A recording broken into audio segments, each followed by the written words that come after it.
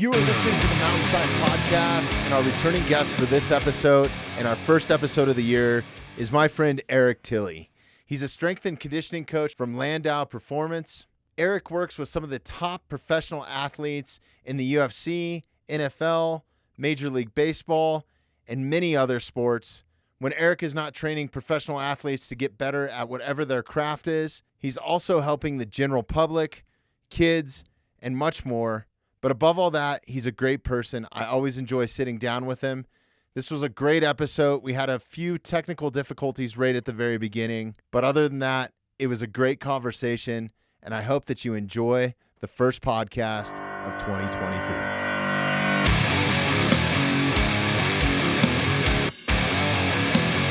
Yeah, it's like in the room next door. We find it right in the room. It was the card table for Thanksgiving. We're just going to dive right into it. Mine is definitely from rock and roll, load bars dropping in trucks. Oh, jeez. We were just talking about hearing if you're just tuning into this thing. Well, you are just turning it into this thing because I just hit fucking records. But yeah, dude, later in my years, for sure, my hearing has been just screwed. I think every job that I've had from high school on was like involved heavy equipment, loud noises, and then in my off time I enjoyed heavy metal music, with no earplugs, of course. Oh, absolutely not. That's the worst way to listen to it. Why would you do that? Anyways, Happy New Year, bro. Happy New Year, bro. Yeah, great to see you, Eric. Good to see you too, man. Cheers to the new year, and happy to have you back. This is your second round here. This is. I'm stoked to be here, man. Yeah. What have you been up to? I know it's been, God, I don't even know. It's been over a year. Because when I was doing the end of the year, we were putting together the end of the year post. I was like, shit, I got to get all these people back in here. It's gone by so fast. It doesn't seem like that long ago. It doesn't, dude. I feel like I was just here. But it's been busy. Right. Been really busy. And no, just keeping busy with performance coaching at Landow Performance and, being a dad to my son. And I got married in 21, the end of 21. So congratulations. Thanks, man. So yeah, so no more fun for you, huh? No, I'm just joking. It's a different type of fun. it's a different type of fun for sure. Picking out drapes and remodeling things. Yeah, no, not at all. Yeah. I don't. Okay. Yeah, she knows me, and I don't get down like that. Right. So I'm super fortunate. No, man, just really been busy with. And this is the last couple of weeks in particular with just trying to find ways to cultivate more experiences. And I was talking to my son earlier today, and I was talking about just that. And I was like, all right, it's the end of the year. You got your Christmas presents and stuff is cool to get when you're a kid. And one thing that I'm really starting to appreciate as I get older is experiences and memories, right? Because those are things that it costs money to get a plane ticket to get you somewhere, but once you're there, right, are we actually in the moment? Are we taking it all in? Are we kind of just burning memories into our mind and shared experience? Or are we just pulling our phones out and taking selfies and that kind of stuff, which is cool. I get it because you want to, capture those moments and memories. But man, there's something about moving forward that I just want to build more memories and experiences and whatever that looks like, both professionally and personally. Yeah, that's just kind of where my mind's at. I think you're spot on with it, man. I'm in the same boat. As the older I've gotten, I don't think it really hit me until, God, I don't know, about 40 maybe. It's like, shit, dude, that's just like, if I live to be 80, if I'm lucky with all the shit that I've done in my past, right, I'm halfway there. Yep. It's just kind of an eye-opener. And, coming up in the concert industry and stuff, when I did touring the world, it was such an awesome thing for me. It's all I wanted to do. It's the only reason I got into it. So I always traveled. Photography's always been another passion of mine. So I always traveled with a camera, but it was like a 35 millimeter. And I think when I first started touring, I was still shooting on film. I didn't think I could afford a digital camera. And then I finally got like a little Sony like point and shoot, but it wasn't the same quality, Right. And it didn't feel the same. And it wasn't that art experience because we were talking about something that was smaller than my iPhone at the time, And it was a Right. great camera, not knocking it or anything. And I took some incredible photos on it. But I think it really lost its sense. Like I was taking it in, right? Because I had to find composure, and because on film, you only got 36, maybe 38 shots if you're lucky. And that 38 shot might be half a photo. Right. Right. Or whatever it was. And then you got to take it somewhere. You got to make sure it stays dark. And I had all these canisters of film and just a totally different thing. Right. But you know, that was the late 90s, I think. And it was hard to find a spot then that would develop stuff because we were moving into that digital age. But one thing I realized is you're really looking at composure, and you're really trying to capture those moments and take in all those moments instead of just being that rapid shot. You know, I'm going to take a photo of everything, and then when I'm sitting on the plane with no Wi-Fi, then I'm going to delete them, right? How many people do you see sitting on a plane just checking off photos? But, man, I think you're spot on. It really made me realize it, because now if you go to a concert or a major sporting event or anything like that, it's like people have their phones out and are watching it through their phone so they have the right frame for whatever video they're trying to take. And I'm just as guilty of it when my kids are performing at a football game or at, ballet or whatever it is. It's like I've been guilty of that too, like trying to capture the play. Like you don't want to miss it, right? Right. But you're lost in the moment. And I've tried to be aware of that. And one way to do it, don't take your fucking phone with you, man. You don't take your phone, or just understand before you go into that venue or event, give yourself some rules, give yourself some guidelines. Mm-hmm. Like, hey, I'm going to take some photos and then put it away, or I'm going to capture this part and put it away. It's funny that you bring that up because, going to sporting events, and I went to a concert. My son is he's in percussion in his middle school band, and holy crap. Every single parent, the second they start, it's this. Yeah. You're like looking around iPads and shit. Like you're looking around. It's like, all right. Right. Which is, I get it. It's you want to capture moments, but remember, I'm trying to just keep myself in check and be like, hey, these are just moments.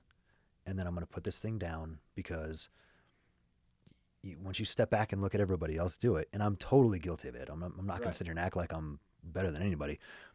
But once you see it and you're like, holy crap, there's a lot of phones and everyone's just staring through their screen to the thing on the other side. And then they're going to go lay in bed and watch it at the end of the night to actually take it in, right? And you're like, that was fucking amazing. But I don't think anybody ever watches it, dude. I think it just...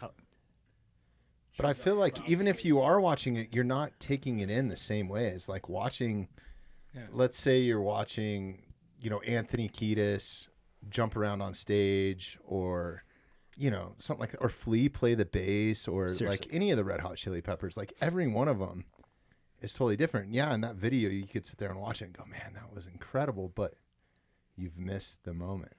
It's kind of like people that take videos of 4th of July fireworks. Right. You're not going to watch that again. Ever again. You might for a second, right? But it's not the same feel. It's not the same sound. It's not what your eye's capturing. And then it's going to take up cloud space. Well, it's just like watching fights, right? Like you're a UFC fan. You train a bunch of those guys, and, there's those monumental fights that I'll go back and watch on Fight Pass. But like still, it's not this, because you know the outcome. You know how long the fight's going to be by looking at the time code on the video. Yep. That's one of my complaints with ESPN Plus. Like if I haven't watched the fights, like I know how long it's gone just by looking. I'm like, shit, this is only 3 minutes. So something happened, even if I don't know the outcome and have totally kept myself in the dark from Instagram and all that stuff. But there's something about watching it in the moment. Like I have a really hard time watching sports unless they're live. Like I won't watch the Denver Broncos after the fact. Like I'll watch the highlights, but right. Yeah. I'm the same way, especially when it comes to fights. I'm like, man, I'm going to get the update on my phone. I'm going to know exactly what the outcome is, the timestamp, everything. I could go back and watch, and I might go back and watch, but it's not a guarantee. It's funny because you bring up the UFC guys and the fighters. Being in the back and watching those guys go through their preparation and their warm-up, right? I'm kind of catching glimpses and taking a couple photos of like guys getting their hands wrapped, and again, cool moment, but then the phone goes away. And, watching a warm-up series and shooting a little 10-second video, but then the phone goes away because there's so much that happens that's just, I'm like, man, am I really here right now? Right. In the back with these guys or this group of people, and these guys are getting ready to walk out, and they've got their fight music picked out, and the crowd's going crazy because they're getting ready to walk through this curtain and go chase their dream. And I get to be a part of this behind-the-scenes stuff. And I don't want to be that guy in the back with just like recording every single second from behind the scenes. I think there's something really cool to being behind the scenes and just being in those moments. Like some of the coolest memories I have, I don't even have on my camera, my phone, maybe a still, a group picture, but then it's just the stories of we went here and we did this and we had this silly conversation about that. Like all these memories are just spinning in my head right now.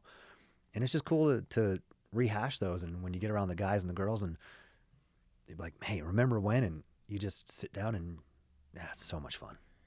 Yeah, man, there are photos that I cherish, and there's something about like being in a moment and taking a photo too, coming from a photography background. Like I love taking photos with the people that I've had in here. Just like after the fact, everybody seems to be in a good mood when they leave. 99% of them. We've had a few that haven't been, but yeah, I don't know. Like I like that moment of capturing a photo. So I don't know. I'm really glad I think we brought this up the last podcast. I was at Super Bowl 50, which was like one of those moments, like you just said, like I got to pinch myself. Am I really standing on the field with my favorite team at the Super Bowl on the sideline? Like not even in the seats, right? Like right behind the bench, basically, if I wanted to be, or pretty much anywhere on the field. And except for being on the actual field, I guess. Right. Anywhere on the sidelines.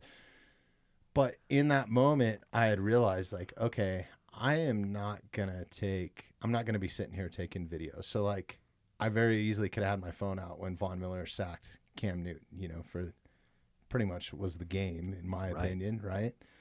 And there was a ton of moments of the guys warming up, but everybody else around me, all my coworkers, friends, they were all taking videos. So after the fact, I was like, hey, send me what you got. And I have a ton of fucking video now. Dude. And I didn't have to take any of it. See? And I took in all the moments. I did take a couple selfies. There was one moment where I did pull out my phone and recorded something. Terrell Davis was walking right by me with the Super Bowl trophy to present it to the stage. So well, you gotta get that, right? Yeah, like, you gotta get that. Like, oh my God, I can't believe I'm this close. But other than that, I was glad I took in the moment. And now when I go to a concert, I'm even having trouble. Like the more and more I do this, I really appreciate these conversations where I get to sit down with somebody in person, right? And the virtual ones are cool too if we can't connect in person, because we're still locked in. We're still involved in a conversation, even though it's at a digital rate. Right. You're still having a conversation with somebody.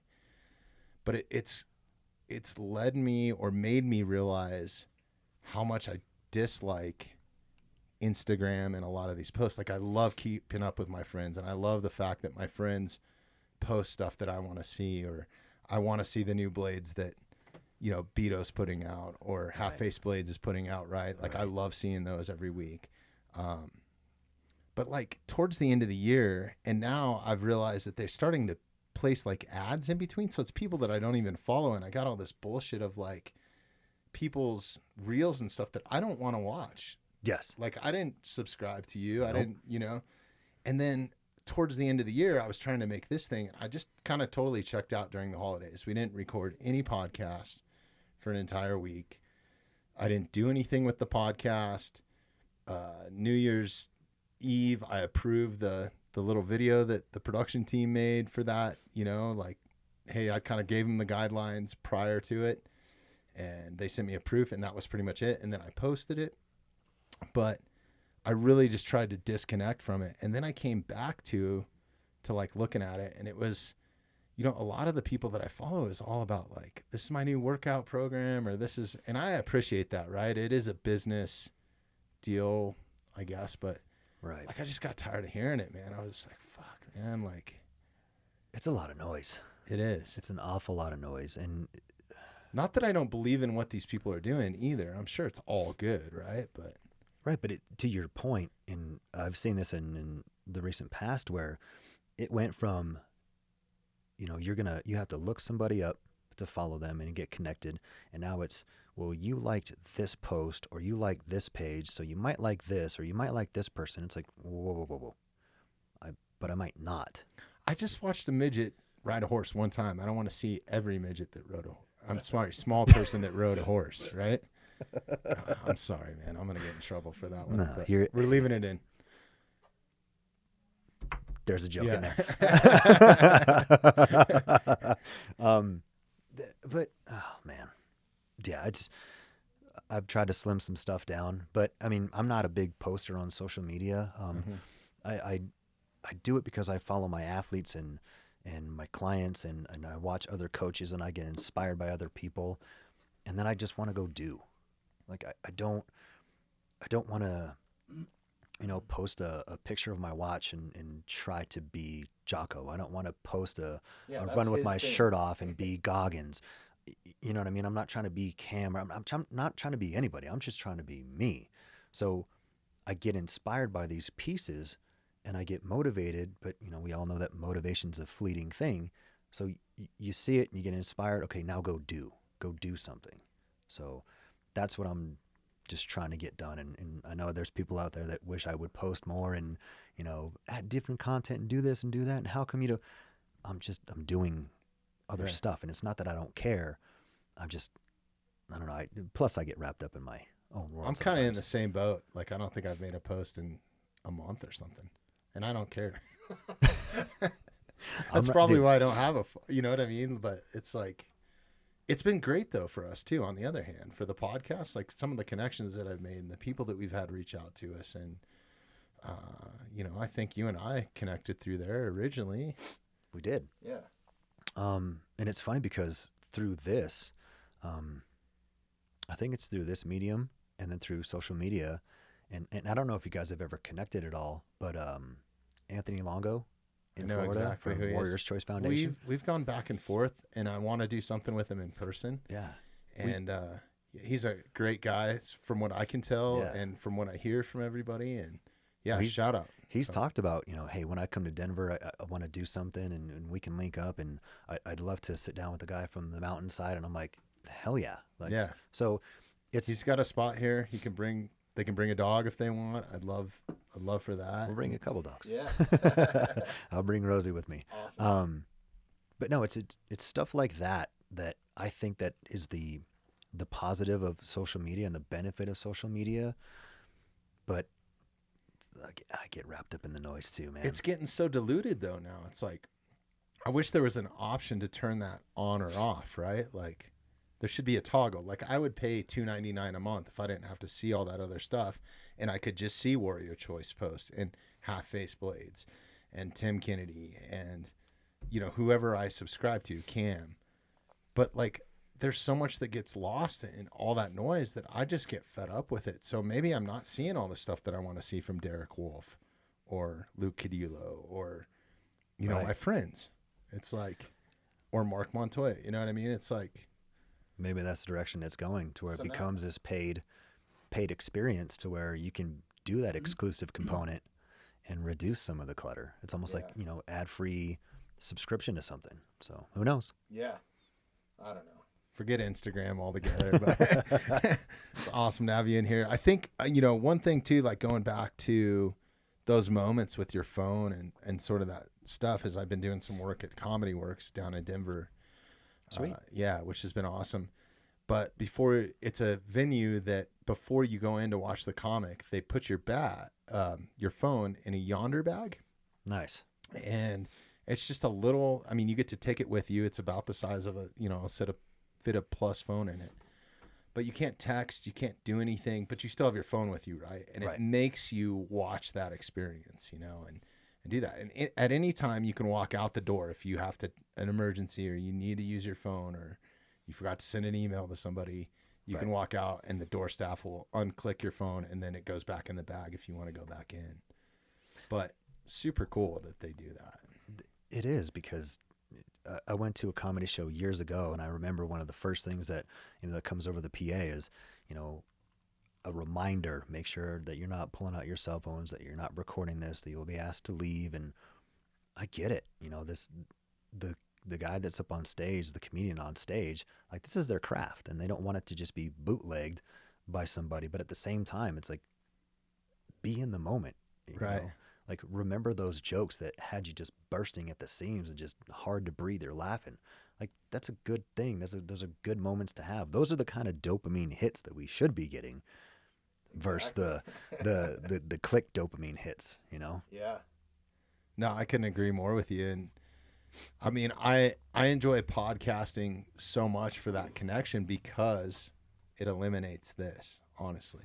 Like, it's just you and I in a room. My phone's on silent. I'm going to totally discard it if anybody calls me right now because we're in the middle of it. And it's like that uninterrupted thing that doesn't happen anywhere else. Like, if you go to a noisy bar room or whatever and try to sit down and have it, you're not going to have it like this. We got plenty of booze here too, by the way. But yeah, to the point that I've started doing it, and this is something that I'll never publish. I gotta interrupt you. Okay. That's all right. Go ahead and hit record now. We're good. We're just going to keep going. All right. So now we're on video. It's all good. The first, we had a little technical difficulty there. But anyways, what I was getting back to was I started doing it with my kids because there was no distractions, right? They come in here. They think it's cool to come in here. They listen to some podcasts, because I'm in that space, and they listen to audiobooks and that sort of thing. So they think it's cool to come in here, but to sit down and have them for just 30 minutes. And I'm trying to do it like to that point. Do you know who Tom Klum is? He runs Rocky Mountain Specialty Gear. He's the owner and operator, him and his sons. I've heard you talk about him. Yeah. Great guy. I can't wait to get Tom back in here. Incredible archery coach. If you're ever looking for an archery lesson, he is the Mark Montoya or Lauren Landau or Trevor Whitman of archery, in my opinion. Like, he's a stud. I'm glad you brought that up. Yeah. But I want to hear what you're talking about still, but I want to go back to that in just a few minutes. Right. Cool. So him and his sons run Rocky Mountain Specialty Gear, amazing archery shop, traditional archery shop. I think they have the biggest traditional bow inventory in the U.S. So like people shop from them online. You can walk in there and there's just, hundreds of traditional bows. So if you're looking to go the traditional route, like Aaron Snyder or one of those guys, or Tom, or any of these traditional shooters, Joel Turner's another one that's amazing. But those guys have an unbelievable amount of bows with different draw lengths and weights, and they'll set you up, and they're so well trained that you're going to spend your money right because they're going to fit you to something that actually works for you. That's awesome. And to take the time, and they spend time with you guys, or with guys down there to get them set up properly. Like, that's their whole thing. And it's an incredible shop. And then they have a whole compound side too. So if you want that from there, you can get that as well. But more importantly is the coaching and just Tom in general. I don't know how long he's been in business. It's got to be close to like 40 years or something. Like, I've been going there for a long time, since I was a young man. And, that's impressive, man. Yeah. And my family shopped with him they've known him for a long time. But his sons, were both wrestlers. I think one of them was a Division I wrestler in college. I think Danny was, and just incredible athletes, incredible elk hunters. Like, you should see some of the bulls that they've taken down, and we're talking traditionally too. No kidding. Yeah. Which is a whole nother ball game on top of archery, right? Like, it's one thing to reach out and touch an elk from 40 or 50 yards, but to hunt traditionally, you got to be in pretty damn close.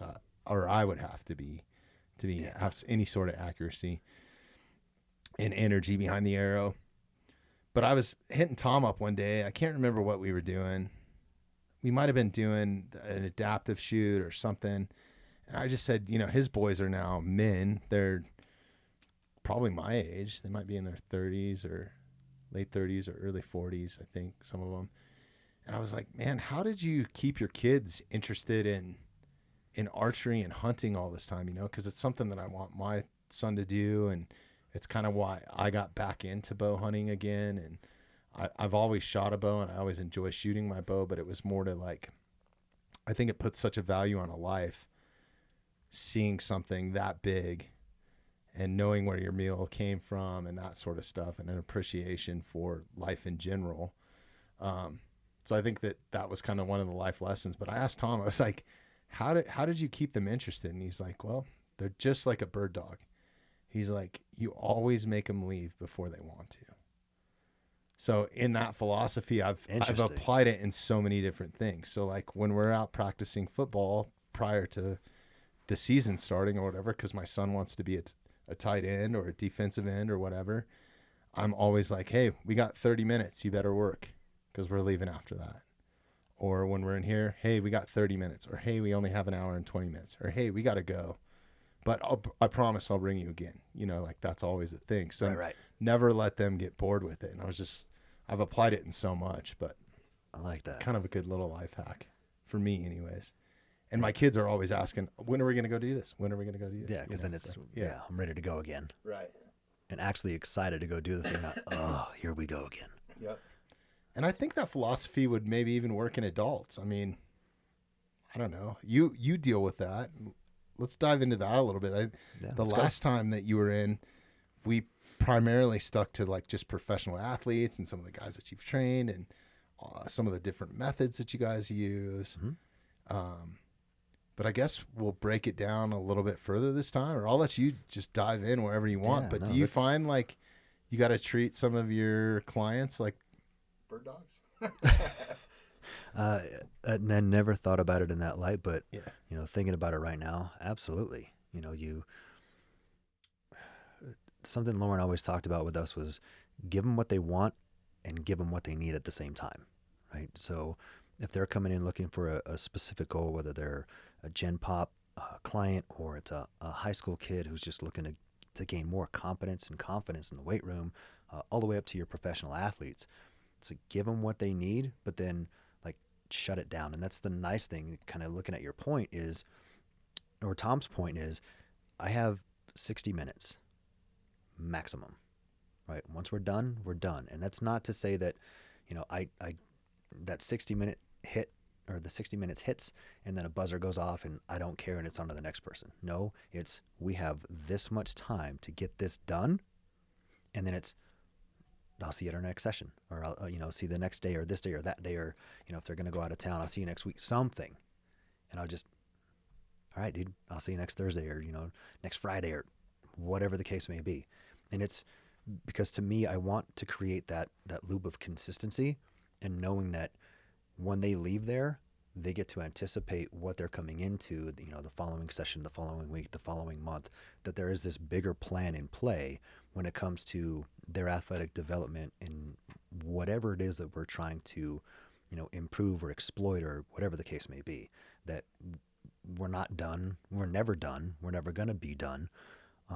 Because the goal changes and the mindset changes and the preparation and what it is that we're aiming at, all these things are just, they're fluid at the end of the day. So what can I do to create an environment to where, one, they have fun, right?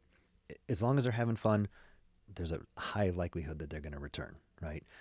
Two, are they getting what they want? Because people come in with a specific goal or a specific desire in mind. And I'm going to interrupt you here for a minute. And we'll bring it right back to that. But I didn't really think about it. If people haven't listened to the first episode that you and I did, you're a performance coach, strength and conditioning coach. I guess if you just want to dive into what you do on a day-to-day basis so people know exactly what we're talking about, I guess. I make monsters, bro. Yeah, you really do. Killers and monsters. Sports performance coach, strength and conditioning coach, personal trainer, depending upon who you talk to.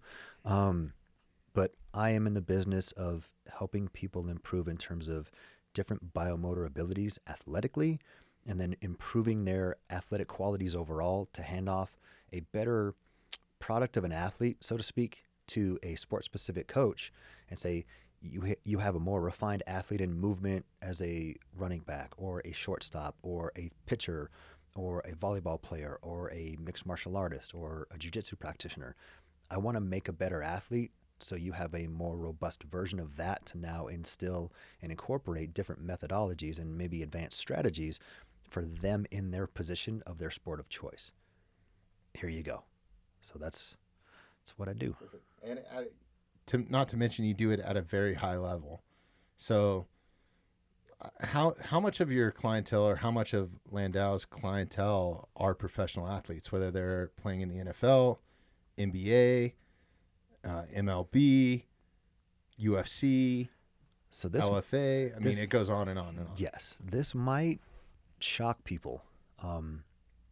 Our highest, our biggest volume of clientele is actually our kids.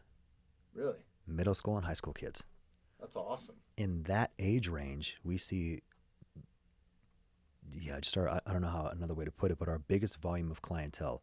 We do work, and we are fortunate enough to work with guys that are, MLB, NFL, UFC, the list goes on and on. But what fills our space is a lot of kids. And it's cool because, yes, it's fun to work around different guys that walk in, and you're like, hey, that's so-and-so, or, I got a college baseball player that he was getting ready to work out, and I'm having a conversation with two guys that are on the Colorado Rockies staff at the moment, and he's like, hey, is that so-and-so and so-and-so? And I was like, yeah, dude, hey, come here, I'll introduce you to these guys. And they're just regular guys, right? But it's cool to see that, because now he sees that, and he's like, I'm working out at this place. I work out at this time. I have How the same field inspirational and has same that got to equipment. be? Right. And he's like, if this is where these guys train, and this is the level that I'm trying to get to, and this is what these guys are doing, right? It's that,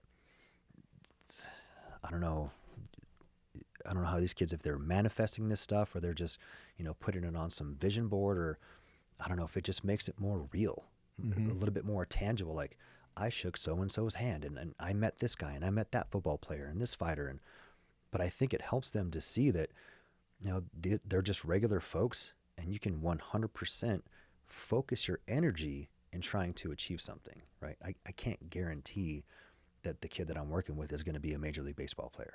I can't guarantee that, but I am damn sure going to stack the deck in his favor. I experienced that firsthand this year, and through the podcast, which was super cool. I had reached out to Mark Montoya, shout out, incredible guy. I hope you're doing all right out there, Mark. To connect me with Derek Wolf, because I wanted to have him on. I knew he's a big bow hunter. I've been a fan of the Broncos forever. I know you're a Raiders fan, but we'll get into that later.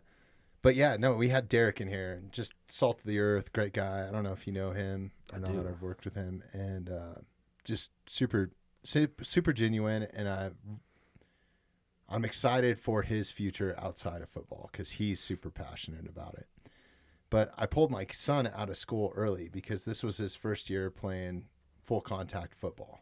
Oh, nice. And he came to me and was like, Dad, I want to play. And it was something I was never going to force on him. I said, okay, buddy, well, let's get you in shape. Okay, now catch a football with all these pads on, with a helmet. Let's go practice. I brought him out to a turf field in the middle of summer and made him wear a helmet and shoulder pads and the whole nine. I was like, okay, you still want to play? He still wanted to play. Nice. And then he got hit his first time pretty good in his first scrimmage, and he still wanted to play. And I was like, that's surprising to me, because this is not an aggressive kid. And then, he was kind of doing his thing, and just enough to get by. Super athletic, super smart kid, plays a lot of chess. So he's very, when it comes to strategy and that sort of stuff, and the playbook, he totally understands that. He understands the clock. He understands the downs. He understands the technical side of it, which is awesome. But having Derek in here, I was like, and Tyler was playing defensive end at the time. So I was like, and he's a huge Broncos fan. So I was like, I'm going to pull him out of school early. And then Derek took it a step further and went to lunch with us, and just having him meet Derek Wolf. And in that moment, I swear to God, he was knocking people's heads off at practice. The coach was like, what happened to you? Right. Oh, I'm sure he was, dude. He had 7 sacks in practice, I was like, nice. What's going on?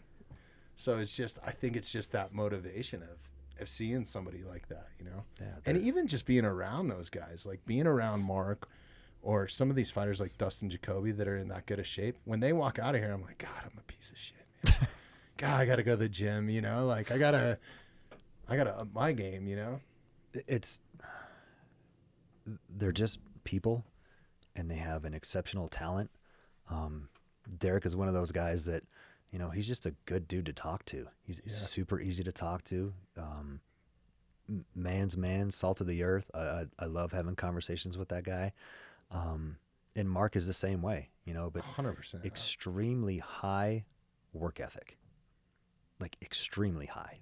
Anything that they do, it's almost in excess on purpose, and not to a detriment, but just finding that next half step just to be above where they were, right?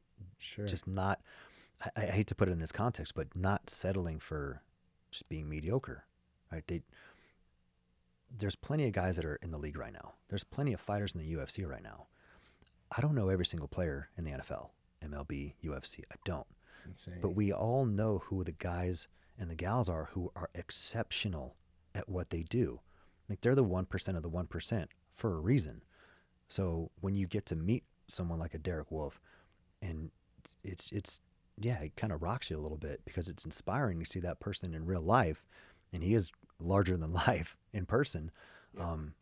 But it makes you want to just be better. For me personally, I know it does. It does for me too.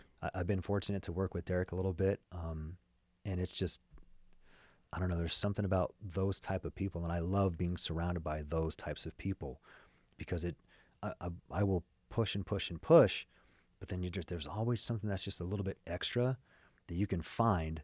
And those people just pull it out of you just simply sometimes by being there. Sure.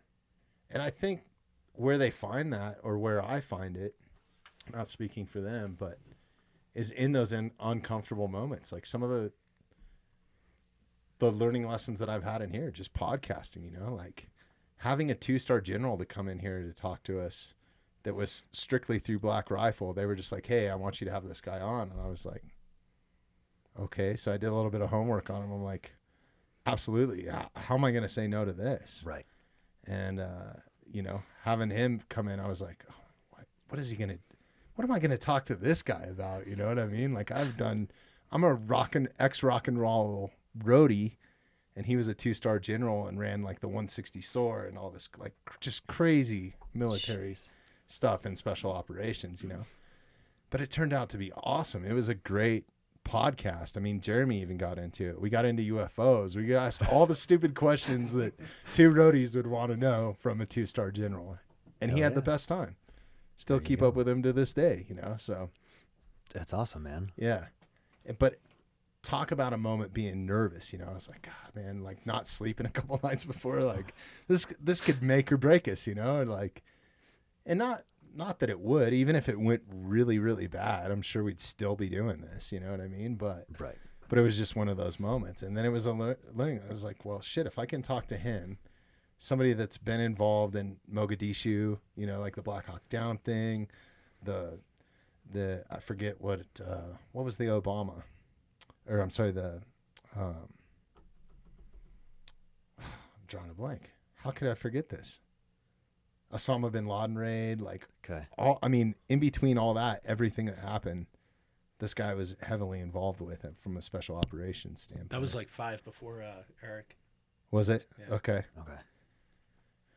So yeah, those moments of it's like you almost got to push through that. So now it's like whenever I'm having one of those moments when I'm like, oh, Derek's coming in, I hope this goes good, I just think back to that, and then I'm like, okay, now I can be relaxed and in the moment, you know, because nothing was that nerve-wracking about it once you actually sat down. No, anticipation's a mother, isn't it? It is. It's the worst. You just it's get like in your head and you create this outcome and dialogue and interactions that don't even happen, will never happen. And then you have these moments and you're like, that was so cool. Yeah. That was so cool. I've had a few of those, and it's funny because you bring up the 2-star general. I have a guy who's a retired Air Force colonel, and me being prior military, I was like, how do I need to be around this guy? And I built And you're him. giving I him built orders? him up. Yeah. Now I'm barking at him, telling him what to do. That's how it's supposed to be. Officer types, man. No, but talking to him. I have some of the best conversations when he comes into the gym. Like I literally look forward to, covering different topics and just getting his take on certain things and what his thought would be based on his prior service and now where he is now in the civilian sector. And it's just cool to There's just a sit reason back why and those listen. guys were in those positions, man. It's not because they were not smart. I'll tell you that. 'Cause, man, just incredible people to have a conversation with. Seriously. It all just comes from just having the ability to, or not necessarily the ability, but just having that relaxed conversation and posing a question and then just sitting back and listening, like really taking it in and listening, which is, what this whole setup is about. And I love podcasts, dude. Like I love listening to podcasts. My wife is so sick and tired of me saying, so I was listening to this podcast. She's like, that's all you do. Yeah.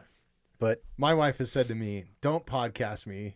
I'm like, oh, damn it. Now it's biting me in the ass, But look at the interactions and yeah. people and the connections. she man. doesn't mean it. She's just busting my balls. No, that's what they do. Yeah. That's what they do. So yeah, sorry, back to what you do. And I think we were talking about people come to you with a goal and then you are helping them achieve that through strength and conditioning, mobility. There's many different facets. If we could just kind of dive in, do a deep dive on how do you assess somebody that comes to you with a specific goal in mind? I ask a lot of questions. I've learned that that's where it starts. People will come in and I'll get a phone call or an email and, hey, here's my makeup. Here's what I'm looking to achieve. Here's what I can do. Here's where I'm at. And then I want to know way more. Like, why did you get into this sport? What drives you in the weight room? How much experience do you have? Have you ever worked with a coach? What's your current injury state? Where are you at in terms of competitive play? Are you on a, like for high school kids, is it high school season? Is it club season? Are we in season, out of season, preseason, postseason? When it comes to fighters, do we know when our next fight is going to be? Do we have something on the books? If so, how far out? And because we both know sometimes these guys get called at a moment's notice. I mean, you talked about Dustin Jacoby earlier. Yeah. Here's a guy who was up on the side of a mountain. Happened No twice, pun intended. right? Yeah. But he's literally on a mountain, gets a phone call. Hey, we got a short notice fight. You want to take it? And he's hangs up. He's walking down, getting in his truck, driving to make weight, get to the airport, and go to the venue. Like, these guys have to be ready literally at a moment's notice. So it's, what is it that we're looking at? What is it that we're aiming at? And I want to ask a ton of questions on the front side so I can narrow down exactly where we need to be relative to that whole timeline of events. And then from there, it's just back engineering. What do we need to work on the most? What are our big rocks, or what big buckets do we need to fill? All right. And I utilize an assessment tool that I use with every single athlete every single day. And that's our dynamic warm-up. Like, that is the bread and butter of what we do in terms of evaluation and processes that we utilize at Landow Performance. Is, how does somebody look today? How do they move today? What's their mood today? What's their stress levels? What's their energy like? What was their sleep like? And then this is all just watching them move with intent and specificity of purpose, and then having conversations in between. That way they're not so bogged down in all the minutia and the small steps, right? There's expectations that I need to have, and if I see something that's a little off, I'll remind them and cue them, because at the end of the day, that's still my job, is to be tactile and be a coach. But I want to get as much information as possible. And from there, I have a battle plan in terms of, okay, here's what I want to work on today. Does my warm-up set the stage for what I need to do? Or do we need to call an audible? Or what do we need to do? Do we need to work on strength, power, speed, change of direction? Do we need to work on decelerative patterns? Do we need to just work on general athletic qualities? And this may sound silly to some people listening to this. Something as simple as a skip, for some people, it's really, really hard for me. It's hard, man. And but Right. Some people pick it up right away. Some people, they just kind of move, and then it's like running. When I was a kid, if you wanted to be fast, you just ran harder, and that, right, the byproduct was you were faster. No, there's biomechanics and there's a breakdown of this whole thing. Right. It's where your body position and your weight distribution and where you strike the ground and what your arm action does and your torso position and head position and even the direction that your eyes are looking are all these factors that make up how fast or how slow you're moving in that moment. And it's cool to sit down and break these things down for people and to help educate them that these simple fundamental things pay huge dividends. Like the return on investment on simplicity in a weight room is huge. But it's tough because I'm up against this. Right. I'm up against the social media machine, and there's so many people on social media with advice and workouts and that sort of thing. How do you, if you're a person taking it in, you know nothing, how do you filter some of that? Like some of the stuff that you see is, I mean, there's some bad information out there. There's some good information. There's some bad information. I don't want to throw anybody under the bus, but let's just say I saw a video recently of a strength and conditioning coach working with a mixed martial artist, having this mixed martial artist, and I'll tell you this off camera, and this is not a person in Colorado, and nobody that I've ever worked with, but the strength coach had this person doing a hang clean while this person was standing on a Bosu ball, and the Bosu ball was upside down. So for people that don't know what a Bosu ball is, it's a half globe that's a very soft surface, and if you flip it over, that softer surface is on the ground, and now you're standing on a harder surface, but you're trying to catch your balance. And you might as well be on a skateboard, but even worse than that because it's 1 point of balance contact. Yes. And it's jelly. There's nothing hard about it. Right? It's constantly moving, so trying to actually achieve balance isn't going to happen. You're just going to hopefully not eat shit. Wow. So having this person do this exercise, and I get it, it was really lightweight, but that's not the point. Me as a performance coach looking at that going, what year are we in?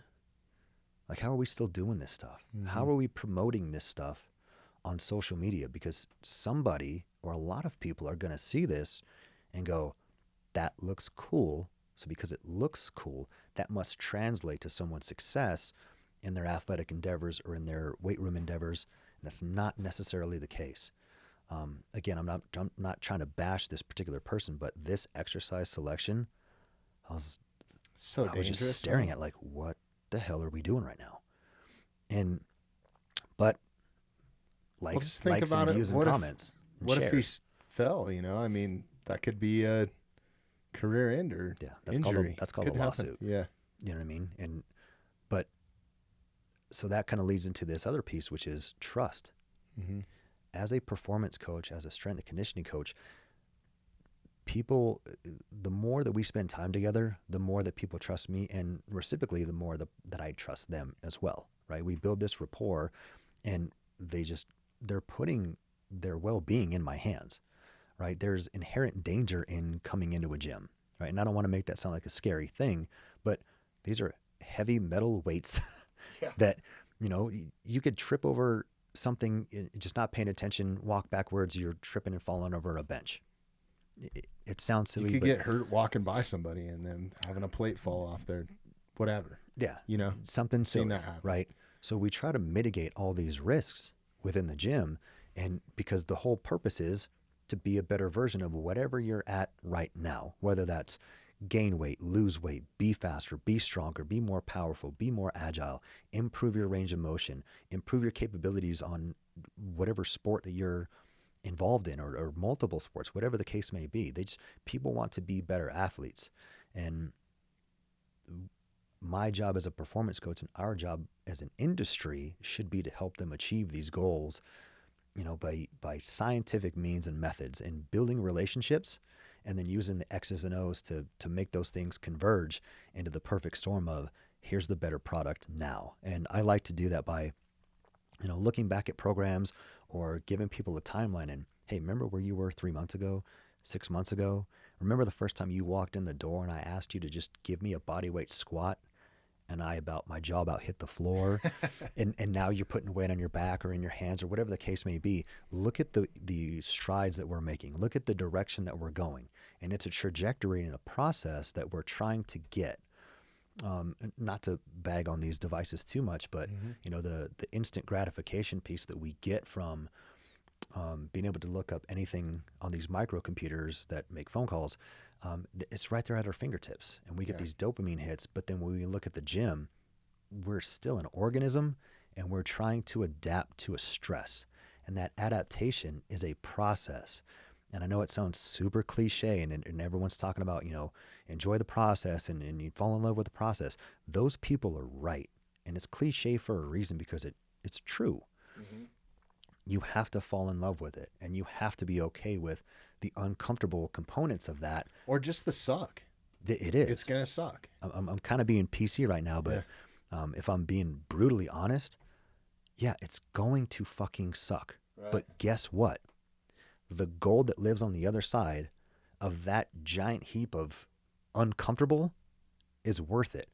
The question is, are you willing to actually step one foot in front of the other and put yourself in that uncomfortable position to have earned the right to achieve that goal on the other side? And oh, by the way, that piece of gold, it's just a tiny, tiny, tiny flake. And it can go away super quick, right? It can go away. It can be taken from you. But on that path, that's more difficult, over time, you're just going to sit there and you're just going to keep putting in these pieces. And over time, now you have this wealth of, capability, capacity, ability, whatever you want to call it, to be able to do these things. And to me, that's the kind of the evolution of performance training. Is you watch these athletes go from kids to college kids to whatever professional level that puts him in later on in life. And then you get a guy like a Derek Wolfe, who is retired from the NFL. That guy is not slowing down, and thank God. Why should he? Keep going. You look at Mark Montoya. For anybody who doesn't know, Mark Montoya is the head coach of Factory X. So this guy, love this guy. Me too. He's been coming into the gym. We kind of talk about this on occasion. It's been about 8 or 9 years. This guy does not miss. Just doesn't miss. And he's not there observing his fighters do strength and conditioning. He is right there in the weeds with them. And a lot of times it's a catalyst for that improved performance, right? Because, hey, I'm doing this, or I did this much weight, or, I did this with, this much velocity or this much power output, and it drives people to get better. It forces the whole them. leading by example. Like those guys would, me included, man. He's been a huge mentor to me, and just a mindset mentor since I've known him, and has been so gracious with me with his time. And incredible person to be around and to call a friend. Yeah, he's infectious. And he really is. And, every one of his guys would fall right off of a cliff, including me, probably, if it came down to it. If Mark called me right now and said, hey, I need something, I'd be like, hey, Eric, I got to go. And you would do the same thing. Yeah. Yeah. 100%. There's a small list of people that I would do that for, and he's definitely on that list. Again, I'm going to kind of come back a little bit, but I am so fortunate to be surrounded by some absolute monsters, right? Different coaches, different athletes, different philosophies, mentalities. I get mentorship from people that don't even know that I'm kind of pulling mentorship from them. I do it from a distance. I just sit back and I watch and I observe and I learn and I try to take things in, and I'm very, very fortunate, again, to be able to, and some of these people, I can reach out and just text them right now. Like, that's crazy. Like, right. I think about that sometimes, and I'm like, this shouldn't be a thing. How is this a thing? But to that point, to that end about guys like Mark Montoya, he's a guy that when you're in a room with him, no matter what you're doing, whatever you have in that gas tank, you're going to find a little bit more. And if you can't, you're going to hear about it. But that's a good thing. Like these people shouldn't have thin skin. especially in the fight community. And I'm getting off on a whole different tangent, but the idea of making something uncomfortable, but then finding fun in it. And that's something that Anthony Smith and Mark talk about is, these guys will joke all day long in the weight room, and they'll, the whole team does it now, right? Crack jokes, make fun of each other, poke fun. Oh, this is easy. And, Mark's longest or one of his jokes, he's like, man, with gas prices going up, why do I make this drive? This is so easy, right? He's just busting my balls a little bit. But then when it's all said and done, he'll walk out and be like, that was hard. That was really hard, bro. So you have to find those moments of pleasure within the pain, within the suck, within the uncomfortable. And it's gotten to a point where I've actually started telling people, like, you don't just have to fall in love with the process, but you have to make friends with that uncomfortable component. Because if you're not willing to do that, then this process is going to be awful. And you're going to go the exact opposite direction of where you want to go. Yeah, humans are strange, and myself included. I mean, I have to have something to keep me interested, right? So I need to have a purpose, right? Like the only reason I'm going to go to the weight room or go run or put on 80 pounds and walk through the forest is because I have one thing in mind, September, elk hunting, that's what I'm doing it for. But also at the same time, like even when it comes to dietary stuff that I've recently done, it's holding myself accountable, making a public announcement on here, telling my friends, I don't want to let them down. Isn't that, it's strange to me that I can't do this on my own. I have to put these stipulations, for me personally, I have to put these stipulations in place to publicly announce or call a friend and say, hey, this is what I'm trying to do. Do you have any suggestions? But that's a good thing. Right. There's accountability on a couple different levels. You can be accountable to yourself, or you can help hold somebody accountable, right? And I think if anyone's going to call somebody else, and like, let's say I'm gonna reach out and call you, like, hey man, so here's my goal, and I'm going to put this out, and I'm going to put this in front of you right now. I have a date or an idea about where I want to be with this specific endeavor, whatever that is. So now you're probably going to make a note in your phone or jot it down on a calendar, or you're going to check in with me every so often. How's it going? How's it going? How's it going? Because I put it out to you. And the last thing I want to do is let you down. People don't understand, but sometimes when they do that, right, you have to look at that accountability component as well. What if you had nobody to tell? What if you wanted nobody to tell? Sure. Every morning, every night, hopefully, right, you're getting those opportunities to look yourself dead square in the face in the mirror and ask yourself, did you get it done? Did you not? Right? And it's when you have somebody there, it does make it a little bit easier, but I mean, that mirror does not lie. It doesn't lie. No, it's true. It's to me, it's it couldn't be any clearer. And the only thing that can make you feel good about it is genuinely like achieving that, number one, without cheating in any sort of way, right? Because it's super easy to cheat on anything. Oh, diet, so easy. Relationships, whatever it is, cutting corners at the gym.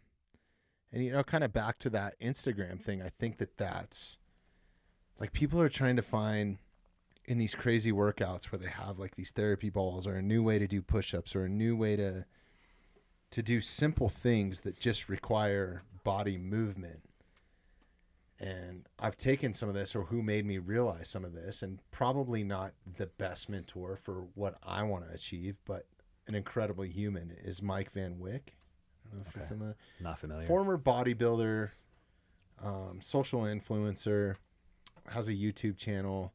I think he was at what would be the highest level of bodybuilding? The Olympia? The Olympia. I think he was an Olympia bodybuilder at one point. Now he's just covered in tattoos, and it's like I look at him and I'm like, I would look like that. He looks like he's straight out of the Hells Angels or something, right? Nice.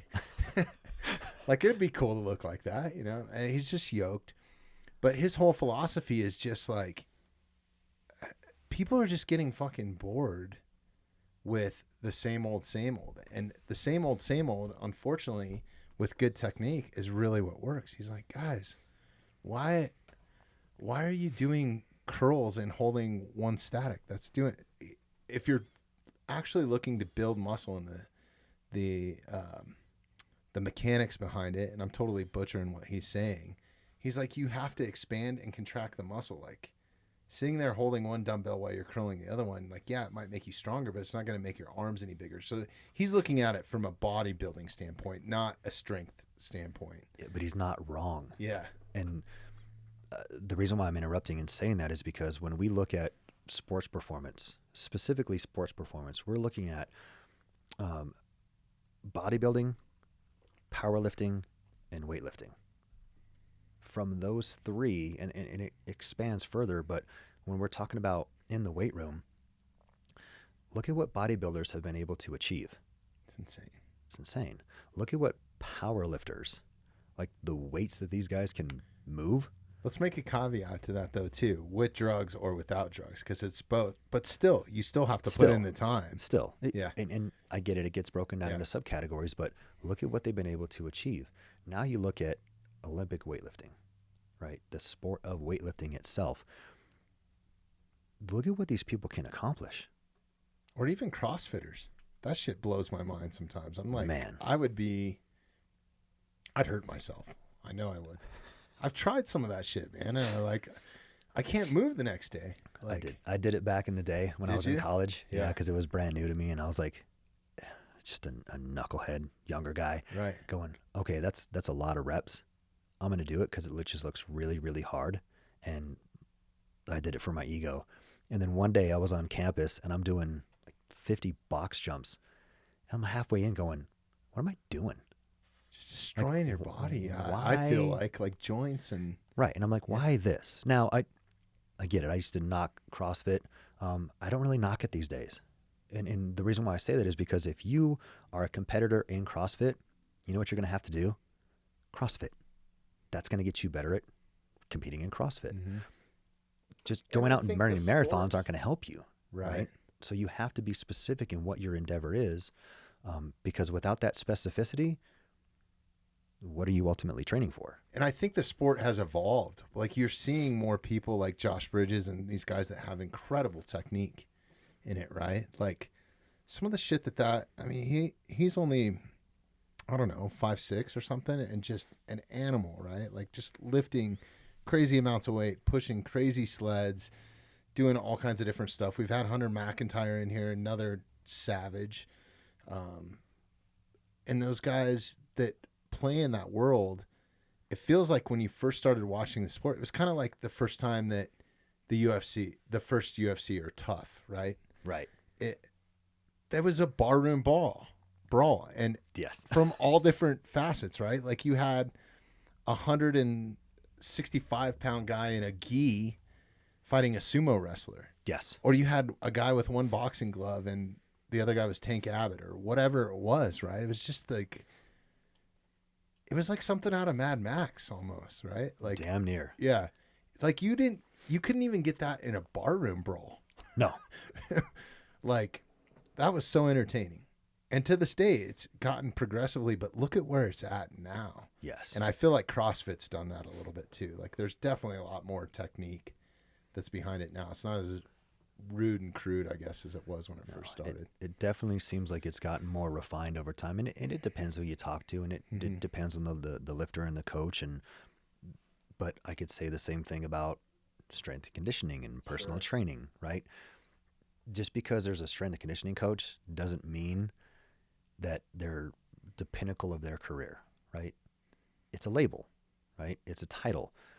How good are you? What separates you from other coaches? If you're a lifter, you're a competitive lifter, what separates you from other lifters, from other fighters, football players, baseball players, volleyball players, field hockey, lacrosse, track and field, the list goes on and on and on. So if you can improve and refine what it is that you're doing, how can I knock that? Right. And it's so true. And I mean, we kind of touched on this the last time, and how I kind of found you guys and Lauren specifically was, I think I was watching something on improving running speed, right? So like a 40-yard dash for football. And I think there was a video or something that I stumbled across, and it was just Lauren breaking it down from basically from the starting blocks. Like they hadn't even started running, right? Like Nope. foot position, toe pressure, hand placement, head position, reaction time, the start. I mean, and they hadn't even gotten off the blocks. No. You know what I mean? And all that difference, he was saying, could basically get you an NFL contract or not. I mean, the long and short of it is yes, because you look at like NFL Combine and Pro Day preparation that Coach Augie just started right now. These guys are coming in and they're fast and they move well for their position. They're about to learn the nuts and bolts and all the tiny nuances of, hey, something as simple as do me a favor. When you place your hand down and you go to shift your weight, I need your hips a little higher or I need your hips a little bit lower. And it's not the same for everybody because everybody's built differently, right? Their limb length is different. Their reach is going to be different. Their torso length is going to be different. So depending upon how they get set up in position, what may work for me and my stature might not work for a guy of your stature. It might have to be tweaked just a little bit. But the goal is to find the most efficient position from which to start so we can produce the most force in less time and be efficient in every part of every step, as efficient as we possibly can relative to that event or that day. But isn't that the goal, is to just sit there and be more refined over time? Perfect your craft, right? 100%. Yeah. It's just the reps, but the intent behind the reps. I think in 22, I spent the most time talking about intent with my athletes. Are you doing this with purpose? Or are we just checking a box? Because if we're checking a box, you're in the wrong place with the wrong coach. I can't do that. And I can't get down on that philosophy. Everything that we do has to have intent behind this. And what is the intent? The intent is to improve these qualities so we can bridge this and use this to springboard into the next piece. I've shot a bow a handful of times, right? But the number of times I've seen guys on social media just drawn in their backyard. The reps on reps on reps. I'm like, yes, this is what I love to see. And other people will probably just swipe past it or scroll or whatever. Oh, he's shooting from, 10, 15 yards. Big whoop. I'm like, no, that's a big deal. Because it's the setup, it's the execution, it's the thought process, it's the intent, it's the purpose of making that rep as efficient and as effective as possible. You're spot on with that, because without that, you will lose it and progressively get worse. Or I do anyways. I'm sure there are guys that can pick up a bow and nail a 12 ring, I'm sure. Right. There's guys that I know firsthand that are like, I don't pick up my bow until September 2nd or, August 28th. And archery season starts at the beginning of September, But I find it really hard to believe that they in the moment can have an accurate shot, or, there's all kinds of different stuff. Like, to take it even a step further, like some of the coaching that I've gotten from Tom Klum when it comes to that, and the repetition is, and the way I release is a pressure release. So you're not like actually pulling a trigger, right? Because your body's going to anticipate jump and all this sort of stuff. Yes. So then it turned into where it's almost like a martial art, like going into it. You have to be in the right mental state. Your positioning needs to be right. You need to be aware of your body positioning to whether my elbow is down too far or it needs to come up a little bit. And now I need to squeeze my shoulder blades. And the thumb is not moving. It's simply just on there, and it's just a pressure and tension. But in that, I learned that I have to have a mantra. Okay. Which is crazy, right? So I have a whole shot sequence that I go through in my head where it's like, it's about 7 or 8 words consecutively put together, and that's my shot sequence. And to relearn that from being a guy that just pulled the trigger, and that was me going to Tom saying, hey, I want to be as accurate as Levi Morgan, or I want to be as accurate as some of these guys that practice this philosophy, Joel Turner. And he's like, it's going to take you're relearning something, right? And it was hard. But in the moment, when there's a huge bull elk standing in front of you and it's screaming and that adrenaline's going on and you're like trying to figure out or time the sight movement, maybe you're out of breath from chasing the thing up a hill, or maybe you've been sitting in the same spot for half an hour and there's no blood in your legs, so you go to stand up. But with that sequence, everything's still the same. I'm not feeling anything. I'm just going through the shot sequence. Part of that is taking a breath, like taking a second to be more accurate, more. So there's a ton that you can put into it. You can put as much into it as you want. But what it comes down to is, even though I have that mantra, if I don't do that on a daily basis or a weekly basis at the bare minimum, and I'm talking on a weekly basis, I'm talking half the week. So half the days of the week, when I go to shoot the next time, I will be pissed at myself, because a lot of it is a motor skill too. It's your body knowing where it's at and having those repetitions to know that, hey, my elbow's not in the right position. And then the shitty part is you got to figure out when it's going wrong.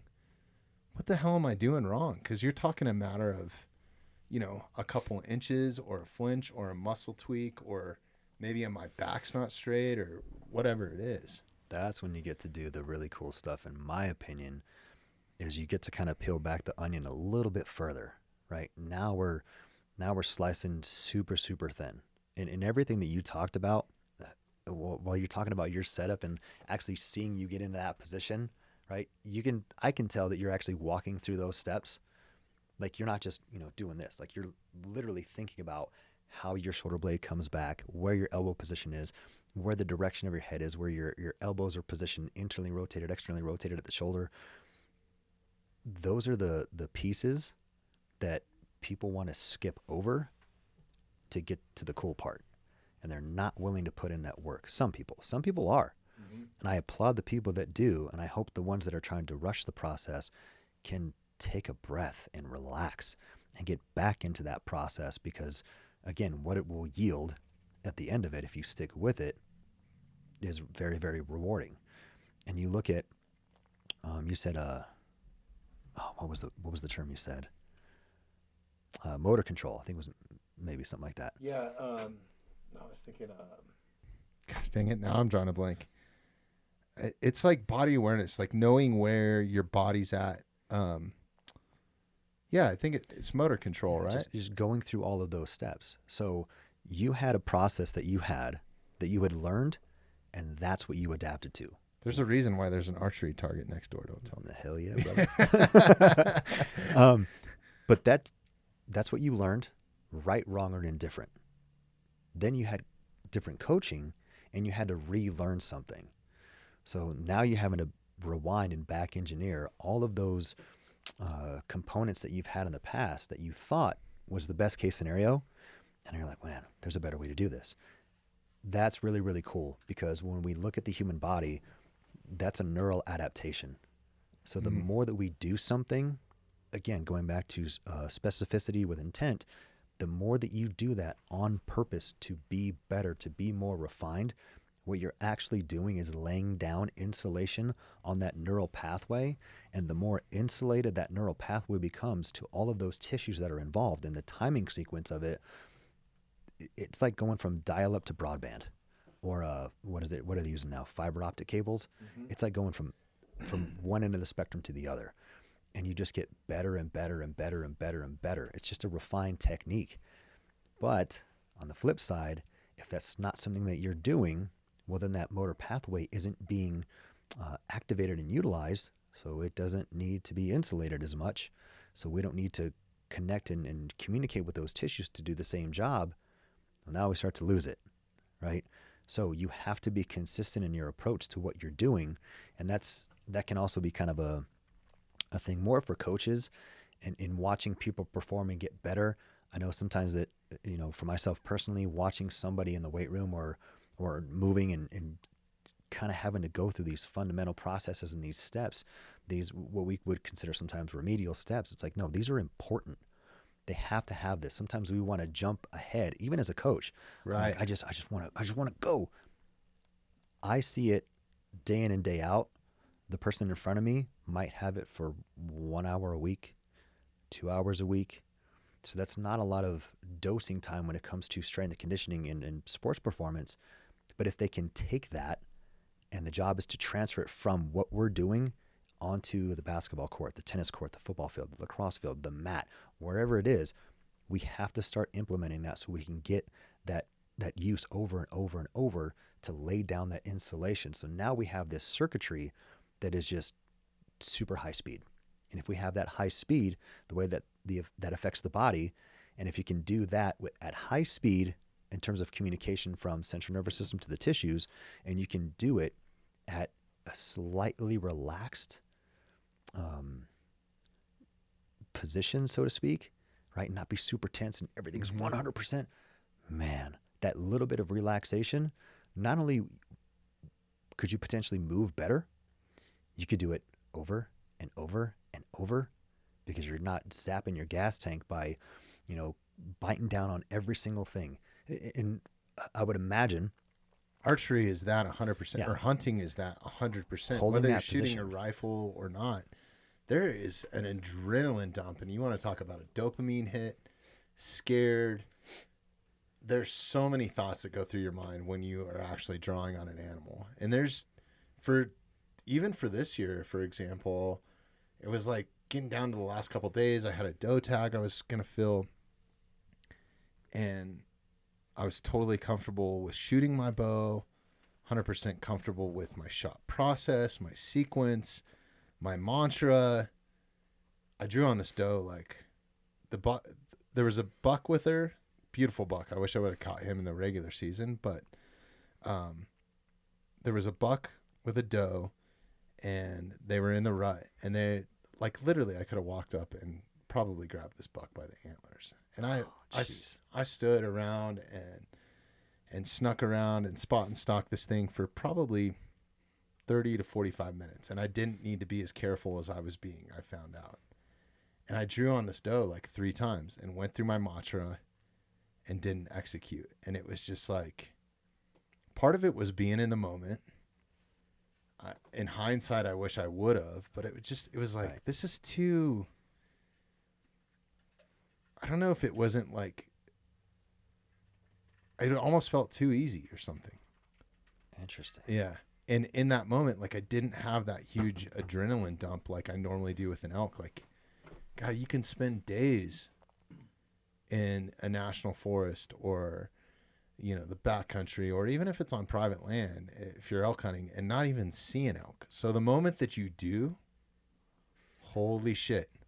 Wait a minute, I haven't drawn my bow in 7 days. Like, you start doubting yourself. There's all this shit. And that's one thing that shot sequence takes out of it. And part of that mantra for me is it relaxes me. It puts me back down into a calm state. So it repurposes all that adrenaline. So, like, one part of my mantra is first it's, knock an arrow, draw your bow, level your bubble. I'm trying to think because I'm so used to saying it mentally.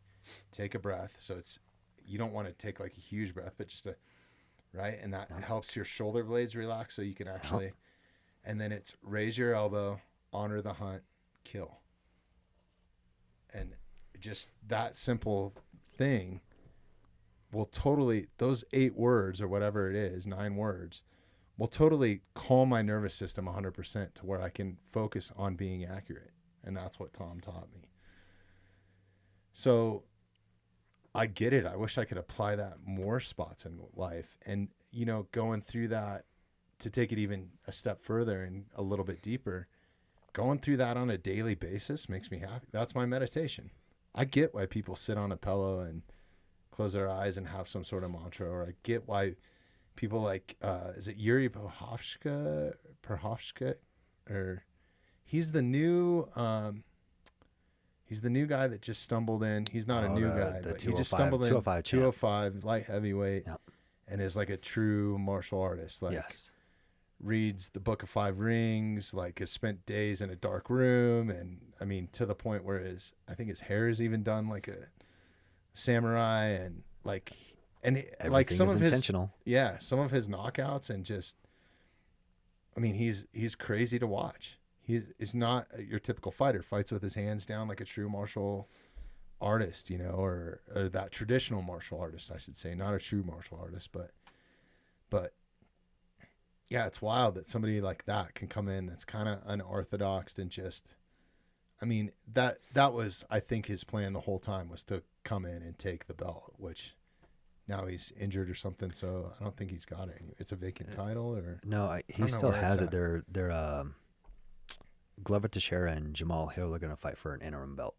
So based on that outcome, we'll see who fights Yuri in the future. So he's just sidelined with an injury. I don't know the extent of the injury, but back to kind of what I was saying is I can get why you could get stuck in that mindset, because with archery, I will never go back now.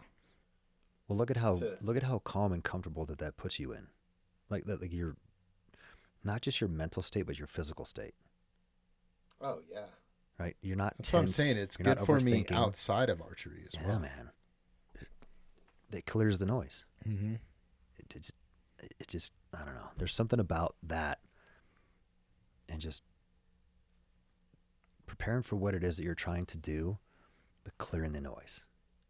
And once you go, like you just gotta go. Yeah, you just gotta go.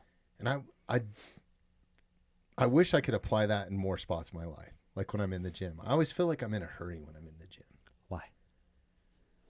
Time constraints. Like, I got to pick up the kids. My time. Okay. Yeah. Just maximize your time. Right. And that's another great point that I did pick up from Mike Van Wyck. Same guy. Watching his he popped up on my feed. One of those advertisements I don't like. And he was one of the guys that I did follow. But he was like, you know, what's with you guys in the gym? Like, you guys spend hours in the gym. Hours. Yes. That's not where you gain muscle. No. You gain muscle outside the gym. Yep. Work while you're here. The longer you have to recover, the more muscle you're going to build. Weird. That's where you build the muscle. Weird. Yeah. Yeah. It goes back to that stimulus. In exercise science, we have a kind of a guiding principle or philosophy that is the SAID principle. I think we talked about this last time. It's the specific adaptation to the imposed demand. In short, what you train for, you get. What you do is the result that you yield. So if you're in the wrong position for sprinting, or if you're set up on a squat or a deadlift is not great, but that's what you consistently do, then that's what the body's going to adapt to. So if you take the time to be purposeful and mindful of what it is that you're doing, everything then starts to come together. And now you can, let's say you only have 30 minutes to be in the gym. Okay? Maximize your time. That I didn't just say, you know, get on the bike for 30 minutes and sprint your freaking face off and go nuts. No, maximize whatever it is that your plan is to be in there for that day. And when you're done, you're done. Be done, be out, go on to the next thing. Rather than being in the gym for 90 minutes, 2 hours, 2.5, 3 hours. Like, your workout doesn't have to be that long. You know, give yourself some parameters. Hey, I need to be done by. Here's the exercises that I want to get done. And then one thing that I think people could do just across the board, monitor your rest time. If that's a wristwatch or a clock on the wall, if you want to use your cell phone for the actual stopwatch on there, perfect.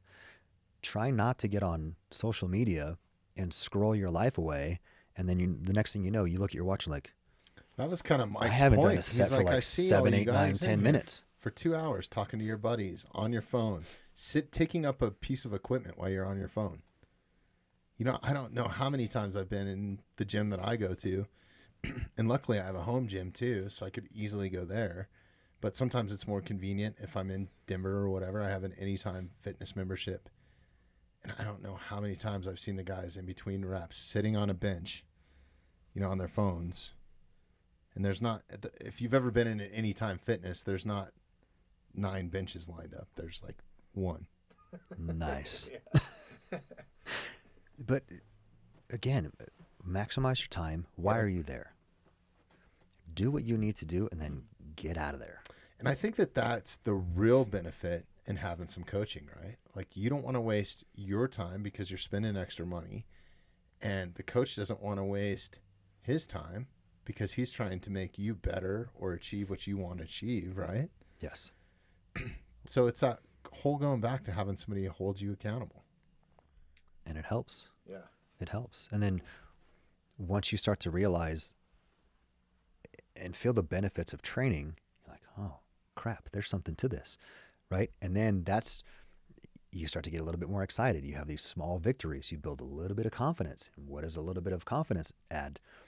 The desire to achieve more confidence, to hit more benchmarks, to improve this, to improve that, to hit a PR and hit a PR in something, and then freaking 30 seconds later go, now I have a new PR. It's just not being satisfied, being excited, pat yourself on the back, but it's a moment. Yeah. And it's motivational, but it's fleeting. So what can we do to put ourselves in a position to go, okay, I achieved this, what's next? And it doesn't have to be this ridiculous idea of what, an achievement needs to be. Just these small victories. It's literally one step at a time, folks. And having a goal beyond a goal, right? I think because that's been hard for me in the past. And I guess the best analogy that I can put it to that I've heard it from, and I don't know because I've never been a black belt at jiu-jitsu, but a lot of guys get to that point and then they're like, I'm done. Or they don't put in the amount of time that they did to get that, right? No.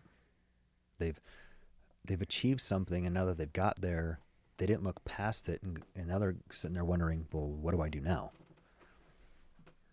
Continue to train, to continue to improve and evolve, try different things, put yourself out there, go roll with other black belts, travel, get different philosophies and ideas. Why do you need to be done? Right? Yeah. We look at sport and we look at competition as, there's a podium or a trophy or a medal or something that's involved to mark an end of something, right? When do you ever win in the weight room? Like, I don't know of anybody that's like, I beat the weight room, I'm out of here. Right. Right? It's not a track and field event. You didn't win the 100-meter dash and now you're done and you can retire and you're not doing that anymore. It's a gym. Right? You have to evolve with whatever your goals need to be. And once you achieve it, micro goals. Achieve it and then establish the next one. Sure. And then the next one. And then the next one. And then do something that just, I don't know, impress yourself, surprise yourself. Find out what you got. See what your medal is. Test yourself. Right?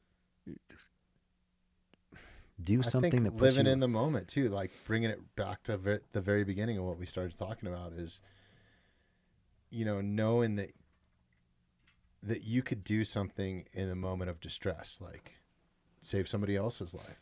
Maybe you could get over a wall to save somebody else's life. If you're not in good enough shape to do, like, that's the type of stuff that motivates me, I guess, especially being a father, right? It's like, and you want to be a good example for your kids too. Yep, because they're watching, they're observing, and they're soaking up what you do. And people might get turned off by what I'm about to say, but I kind of look at things in the same light. Like if shit were to hit the fan, am I physically and mentally prepared to handle something that is going to be a difficult physical task? Period. I may not be, inoculated to that specific stress enough, and adrenaline may come into play and all these different factors, but have I done enough to where if I need to evade something, what do I say? Oh, it hurts to run. Right. Now you can't get out of a scenario. Are you going to lose your life for not being able to run a mile? That's what I'm saying. Yeah. Like I went from, different specific athletic endeavors when I was younger to now I look at it in a completely different light, and things make a lot more sense to me when I look at guys and gals that are just transitioning from sport into, well, what do I do with the rest of my life? Well, you get one vehicle. Right. However many, dents and dings and tire rotations and whatever analogies you want to throw in there that you've done, you get one vehicle. So what do you get to do with this vehicle, and how sustainable and how long lasting is it? We talked about it earlier. Once you hit 40, you're like, well, if I make it to 80, I'm halfway done. What do I do now? Answer the question. And your body's only going to, the biggest realizing thing for me was heart disease runs in my family. I know my body's going to deteriorate. It's not going to get better, faster, younger, right? Without doing some crazy nuanced science or whatever, maybe someday, but I highly doubt it, man. History has proven that you're only going to get slower, less mobile,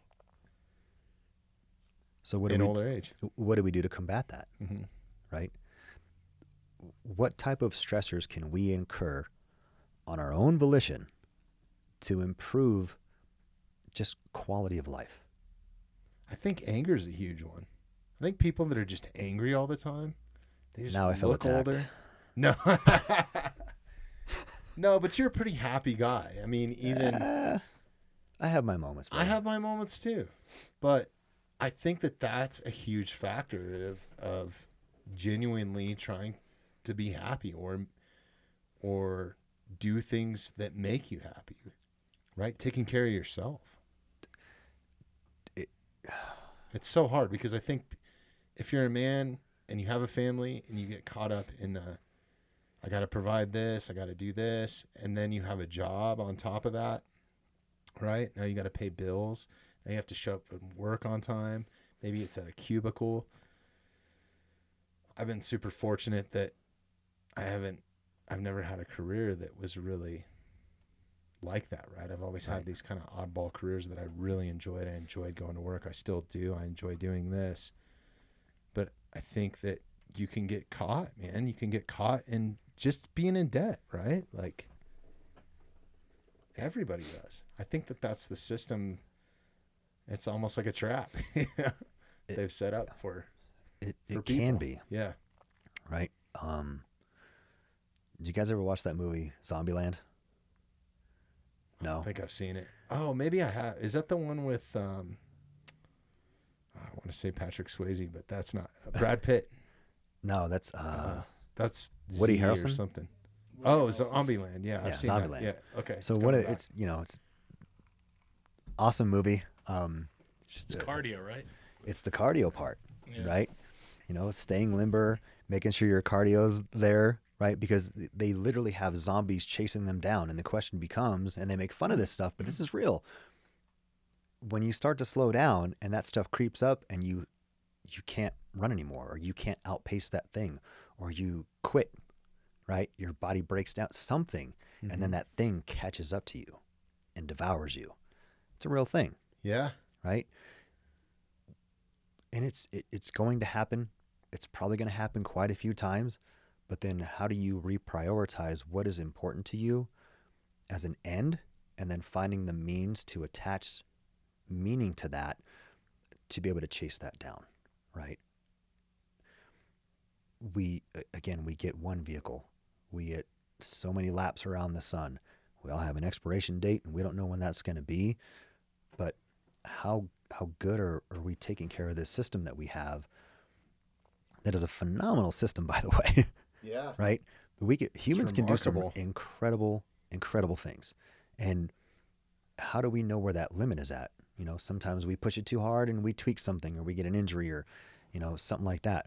But on the opposite side of that, if we do nothing, or we don't do enough of something, well, it's a losing end at both ends of that spectrum. So how do we find progress and success and small victories that turn into bigger victories that can hopefully sustain us through an athletic career, however long that may be, right? Not everybody gets to go to the NFL or the NBA or whatever that pinnacle may be, right?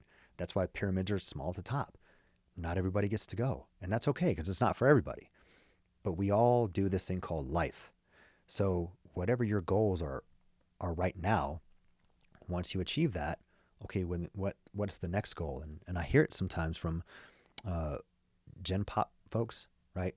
I don't have an athletic event coming up. I don't have this coming up. I don't have that coming up. We have seasons, right? Are you going anywhere this summer? Is there a beach or a pool involved, right? Sure. Like, you do have goals. You have a mirror, you have a scale, you have different conditions that maybe your family's predisposed to, or how do we combat these things? There's a way to do it, but it takes work and it takes effort and it takes trial and error and it takes, being uncomfortable and sweating and having a high heart rate and picking up something or moving something going, holy shit, I can't believe I just did that. I didn't think that I could. Well, now that you know you can, what's next? How else can you surprise yourself? Right? Excuse me. It doesn't have to be, I PR'd my back squat, and how do I PR my back squat again and again and again? Right. Move something, push a heavier sled, go a little bit further, get more vertical feet on a VersaClimber, right? Row 500 more meters, 1,000 more meters, right? And not just for the sake of beating a specific time or anything like that. Just, damn it, impress yourself. Right. Show yourself that you have a little bit more in the tank to give, and I get it. There's ebbs and flows. Also, it's knowing what you can be capable of, because you're testing yourself at that point, right? You are. Yeah. But if you do the same thing over time and you're too consistent with something, then we go from stimulation. We have stimulation, accumulation, and adaptation. So here's a stimulus. I need to have enough of that stimulus to have a positive adaptation or a beneficial effect, right? If I don't have enough of that stimulus, then I don't get the effect that I'm looking for. Conversely, if I have too much of that stimulus, this fantastic organism and system will then auto-regulate. I know what my output needs to be. I know what the energy cost is. I know how much sleep I need to get. I know how much fuel that I need to achieve this end. And then people get really frustrated. Well, I've been at it for X amount of months and it's just working my ass off, and I saw all these improvements, and now it's slowing down. Plateaus, right? That's the plateau. And you start to go from up, and then it tapers off, and then it starts to go down if you stay in there. Switch up the stimulus. And it's something as simple and as silly as I use a squat. Okay. Well, what's your set and rep scheme? How much weight are you using? What's your tempo? What's your speed coming up from the bottom position, right? Are there any pauses at the bottom, right? Do we use chains and bands and different things to provide an accommodating resistance versus just normal weight resistance? It's still the same squat. It's the same exercise, but what minor tweak can we throw in there to then have the body adapt to something that's a little bit different? And now it's enough of the stimulus in a different way to make these improvements somewhere down the road. Rather than, well, every time I go to the gym, I do 3 sets of 10 on back squat, and I've been doing the same weight for 3 months. Yeah, your body knows exactly what it needs. Yeah, and to bring it back to archery, now that I'm thinking about it, I can put those reps in every day, but my favorite way to put those reps in is to go to an awesome spot that I have access to, American Bowman. It's a 3D archery course. It's in the mountains. You have snow.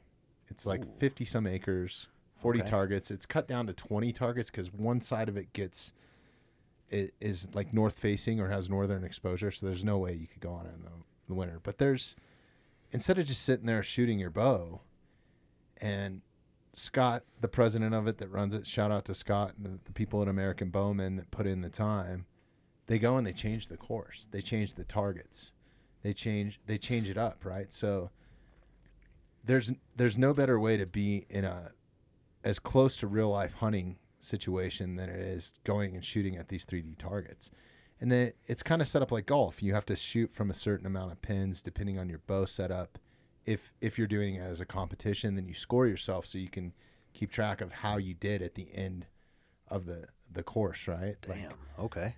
So depending on where you hit the animal in the vitals, there's different rings on the targets, and that's how you score yourself. But more importantly, when they start to move this around, some of these shots you're shooting through aspen trees and the gap is that big. So now you have this blocking your field of view on an elk, and the elk is 60 yards away, and you got to make this gap in between, that shoot between 6 inches. Or maybe you have to lean out over a tree or something, or change body position, because you can go to an archery range Like if you go to Rocky Mountain Specialty Gear or No Limits, and I'm not knocking any of that, and stand on polished concrete and shoot arrows from 20 yards. Yep. That's the only place you're going to be comfortable when it comes down to the actual action of hunting. I think is like that's truly the only place that you're going to be comfortable. And how often are you standing on that in a hunting situation? So that's why I look at it, and that's why I invest my time going up there, and I love it, man. It's so awesome to have that challenge. And I'd be damned, I don't know anybody that shot a perfect score up there. No kidding. Yeah. I mean, I'm sure that there's a guy, but a lot of times I'm up there by myself. That's the other thing, is there's no interruptions. There's no cell service. There's no. Well, that's the difference between training and then competition when it comes to sport, right? You have to, if you're keeping training always in the kind of this clean, nice little sterile box all the time, right? The polished concrete floor from 20 yards, and it's just the same thing over and over and over. And there's nothing wrong with that, because those are good reps too. Change the environment. You're still drawing a bow. Yep. Change your footing. Still drawing a bow. Change your target distance. Still drawing a bow, right? Change. Are we shooting down at something? Are we shooting there's a up at shot something? there that's off of a 50. It's like a 50-foot cliff. So like you're literally leaning over this cliff. There's a danger element involved with it too, which is awesome. Pretty rad. I'm interested. But then to draw your bow like this on flat ground, but then to like tip yourself over with a compound it's totally different. It is. Yeah. But you look at it and like, well, you're just slinging arrows, right? Right. Wrong. You're not. So to me, like that's one of the cool parts of what I get to do, because I can create like a movement drill and work on multi-directional movement patterns. It's nice. It's neat. I got cones. I got lines. It's very controlled, very sterile. But then I start creating a little bit more, peppering a little bit more chaos into it. Okay, now we're going to do this. And now you're going to react to my voice, or you're going to react to this implement. And now it's same drill, but now things are just going to hit a little bit differently. You're going to have to respond a little bit differently, because that's what happens in sport, right? You look at, and I'm just for context for everybody out there, I've never hunted a day in my life. I do want to change that. And I want to bring that up specifically. Come out with me. And this is so you brought this up earlier, calling your buddy and be like, hey, I want to do this and you're going to help hold me accountable. I'm driving up here going, I know so many people that do this, and I've been so afraid to reach out to them or to ask them because I'm an idiot. But it's putting yourself in those positions of learning a new skill and then challenging it in an open arena, in an open environment. Because now, if you look at mixed martial arts, you can have the best training camp, all this preparation,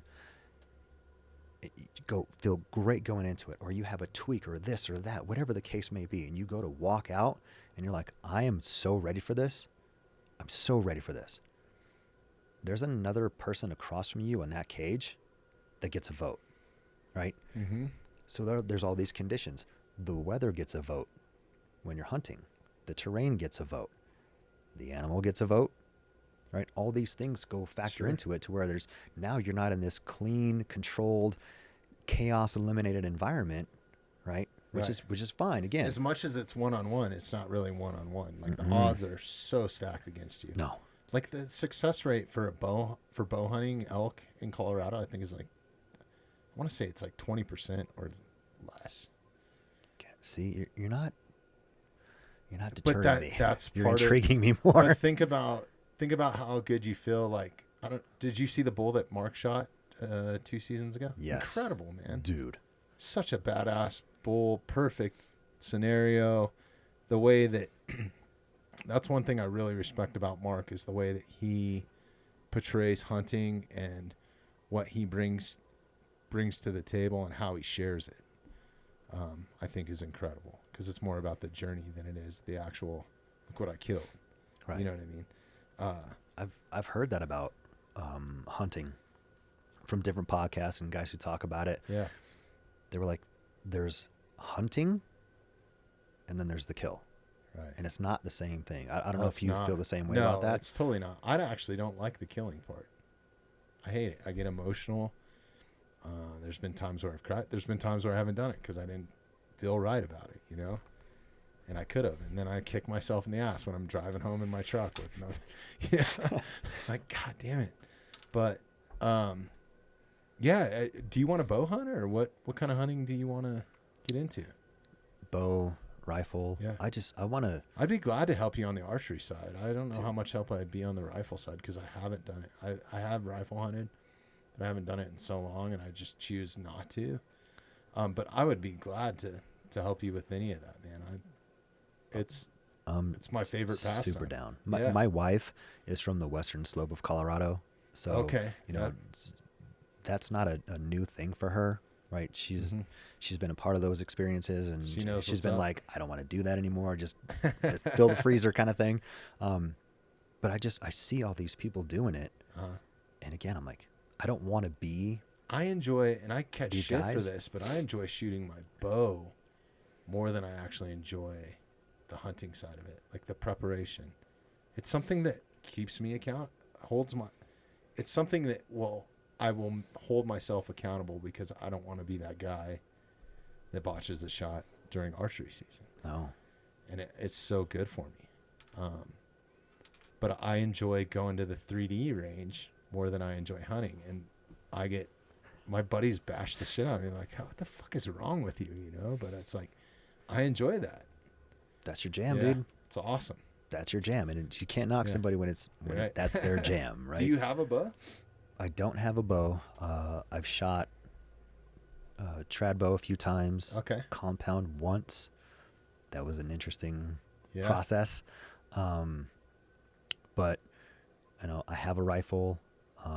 We talk a little bit more off air about that stuff, but Yeah, let's get you out there. And dude, I might call you to hold me accountable on some strength and conditioning stuff. So I'm I down. got some goals that I'm down. Yeah. Okay. Cool. So that way we're giving something to each other. I love it. Yeah. I'm glad you said that.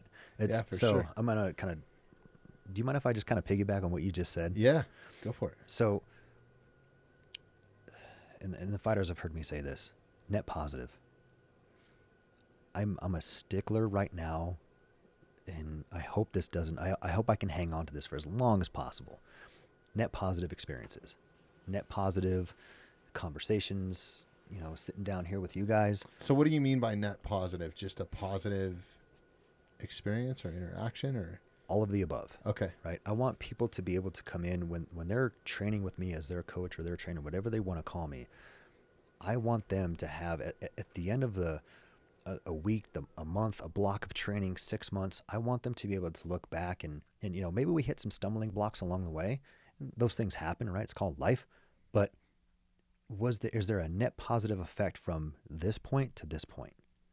And I want to have net positive interactions. I want to sit down like this and have these types of conversations. Yeah.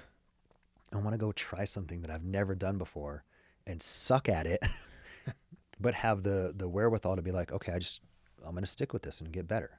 Right. I want to, you know, like I was talking to my son, I want to have these just experiences and memories that I can hang on to and, you know, later on down the road, you know, sit down and, you know, have a drink with a buddy and be like, man, remember that time and remember we did this and remember we were out there and maybe that's when we pull out the, you know, the photo albums or the digital prints or whatever it is and just kind of go through that stuff and be like, man, glad I did that. I'm glad I did that. I'm glad I tried that. I'm glad I put myself in that uncomfortable spot. I'm glad I had that conversation. I'm glad I asked that question. That's awesome, There's man. That's a something great about that. outlook. I wish more people had that because there's so many people that live their life in misery, you know, or they feel like they are sometimes. And I've been there. It's easy to fall into that, I think. It's super easy. And I think it takes awareness of waking up, and I'm no saint by any means, but it takes awareness of just waking up in the morning and be like, I'm going to have a good day. You know, it just takes that. Or you can wake up simply and just be like, I'm going to have a bad day. Right. You have a choice. It's a 50-50 basically. Okay, so if we wake up and it's, man, I know I'm gonna have a bad day. I slept like crap. I'm running late. I got to go to the gas station. I turn on my car. My gas light pops on. All these crappy things, all these little micro crappy things are happening. Okay, at the end of the day, when you come home and you put your head back down on that same daggone pillow, was it a net positive day or was it net negative? I like that. So you had stumbling blocks in the beginning. Okay. Day's not over, right? It hits us all the time. Weather conditions, traffic, something's going on. You're supposed to get with somebody and, their schedule doesn't line up or something, right?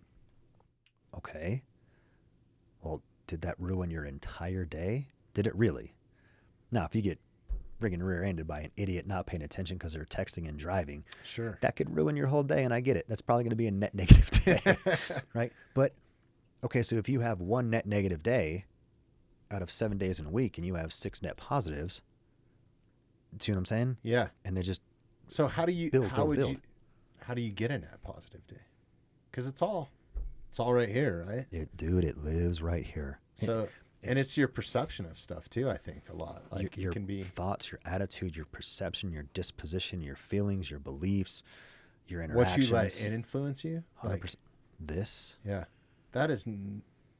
I think that influence is a huge factor. I mean, there's no way I ever would have smoked Marlboro Reds and wanted to be a roadie, in elementary school if it wasn't for Metallica. And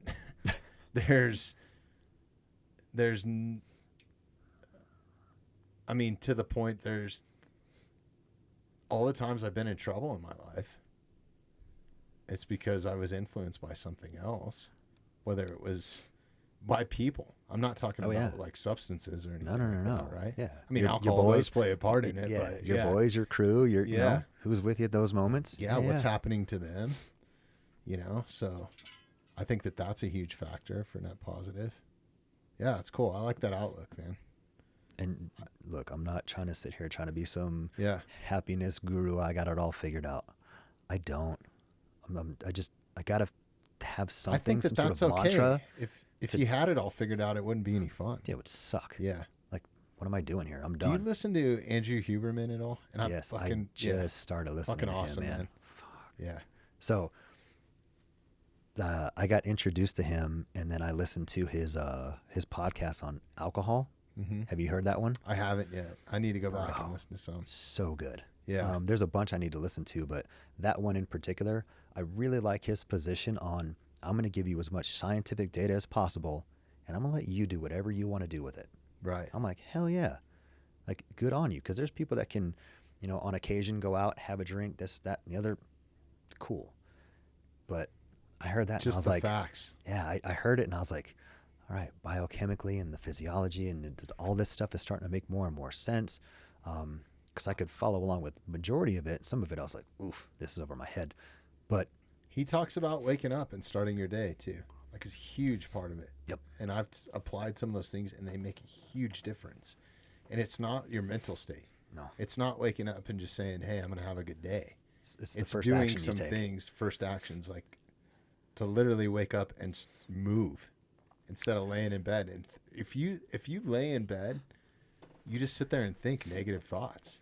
I don't know what it is. So unless you're consciously thinking, I'm only going to think about positive stuff. yes, But that negative shit is still back there. it's always there. Yeah. And it becomes a question of, do you listen to that? And do you have a conversation with it? Right. I heard Jocko was talking about this, and I think Kobe was talking about this too, Kobe Bryant. When you do those things, like in the first thing in the morning, like it's colder in Colorado in the morning, it's cold, and you get out of your covers and you're like, oh man, it's cold. You know what feels really, really good? Getting back in the covers. You know what feels really, really good? That pillow, right? You know what feels really, really good? All that warm, fuzzy, nice stuff. Meanwhile, the clock is still ticking, and you have somewhere you need to be, or you have stuff that you need to get done. So do you negotiate with yourself, right? The snooze alarm. 100% you negotiate. 5 more minutes, 2 more minutes. I just need 30 seconds. Why? I'm so guilty of all this stuff. Yeah, I'm me telling too. you, I'm not. Still to this day, yeah. Yeah, it's every single day. My alarm goes off and I'm like, get up. Right? Or I'm like, man, I could really use. It's like I go down that hole. I'm like, okay, but I have to start changing these micro habits because it's the habits. And I love how Andrew Huberman talks about this stuff. He's like, it's these little habits that we do. It's not the motivational speech that we heard or the video clip that we saw. Because all that shit's going to fade away. It's fleeting. Eventually, Yeah, it's going to go away. And somebody else is going to say the same freaking thing. Mm-hmm. What is the first action step that you took that day? Right? Did you get up with enough time? And I want everybody who's listening to this understand that I'm being introspective. I'm talking about me right now. I'm not talking outwardly to anybody. Did I get up with enough time to get everything done that I need to get done before I leave the house?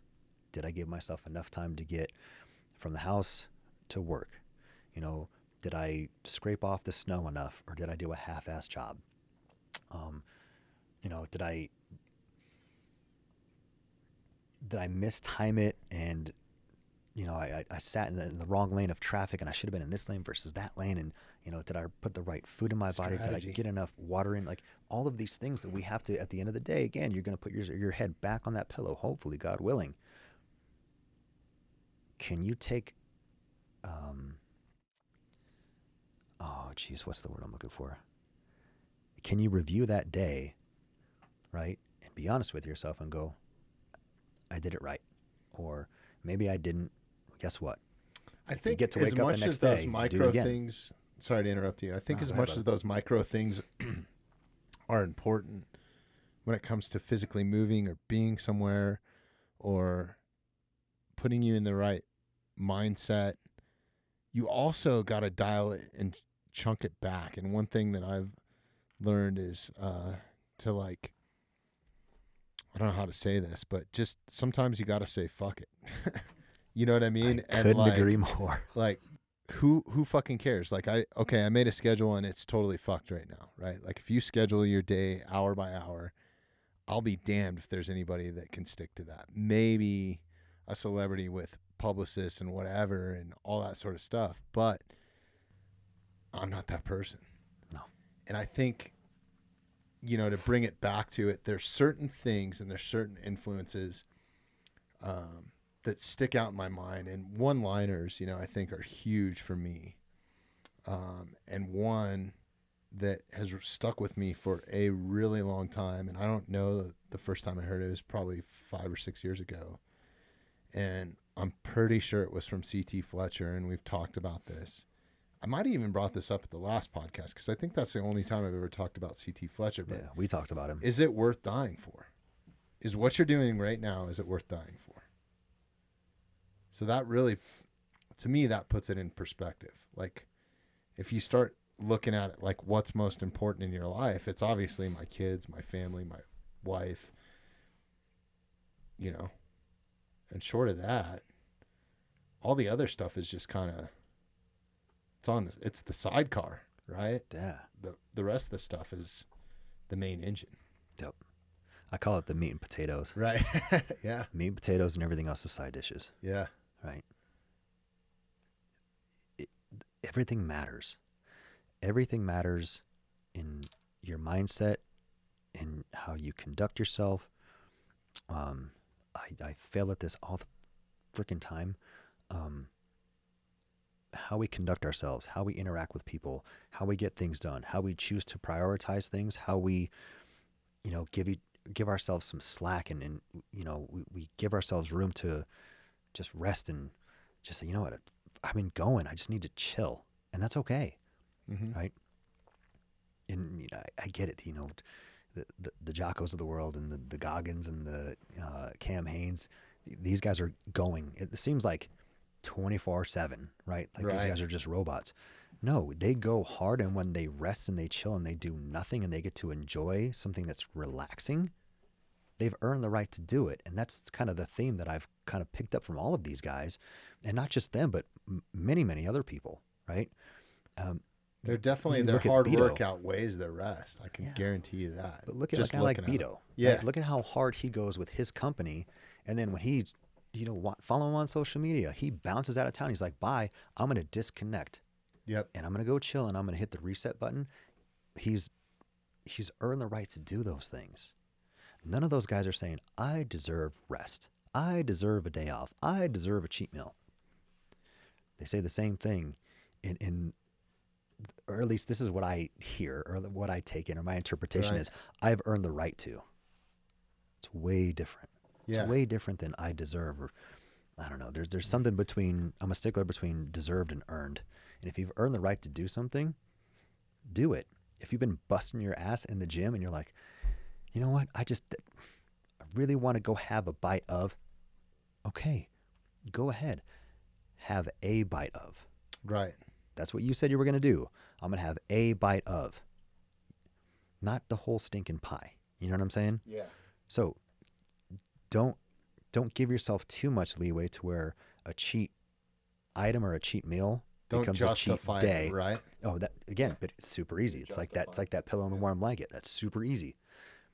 Don't let a cheat meal become a cheat day, become a cheat weekend, become a cheat week, you know what I mean? Yeah. It's a snowball effect. I'm going to bring it back to hunting again. Like, that is a major reset for me and an appreciation for how easy I have it in normal life. Because when you go out of a backpack, you wake up on the cold ground, and the simple thing of walking into a warm bathroom and having a toilet is pretty fucking nice. Dude. Or having your coffee maker automatically set on a timer, so when you wake up you have coffee, right? We are surrounded by luxuries.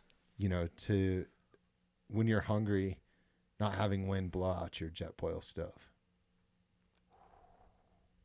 Not having to eat top ramen, or MREs or biltong or, crappy trout. Just stuff like that, like those little things, and spending an extensive amount of time, and then the hard work that goes into it. I mean, you're talking about, like, I never, and this is my own fault. I mean, I put a lot of effort into what I do. And there's a lot of nights where I work late, but not like hunting. It's not where I'm getting up at 3:30 to hike to a spot where I want to be, where the elk are at. So when the sun comes up at 5, and then I haven't seen an elk all day, so I think they're over here. So then I walk, another 7 miles or whatever, and sit there until dark, till absolute dark, and then have to hike somewhere and then set up a camp and make dinner and then get back up at 3:30 every day. Like, and yeah, you can sleep in there too. You can stay in your sleeping bag and stuff, but you want to talk about, that's why the success rate is 20%. All of what you just said just sounds miserable. It is. Which makes me want to do it more. It sucks. That's why I like going to the 3D range, because then I can get back in my truck and jam some tunes and go home to my Traeger grill and cook something cook some wild game, after shooting a bunch of foam. And I don't know. But but at the same time, it's like sitting on top of a mountain with nobody else but your own thoughts. And that's pretty cool. Or hearing elk bugle in the distance or calling them in. Like, it's incredible. I would venture to say that's your happy place. Yeah. Or at least one of them. Right. No, it definitely is.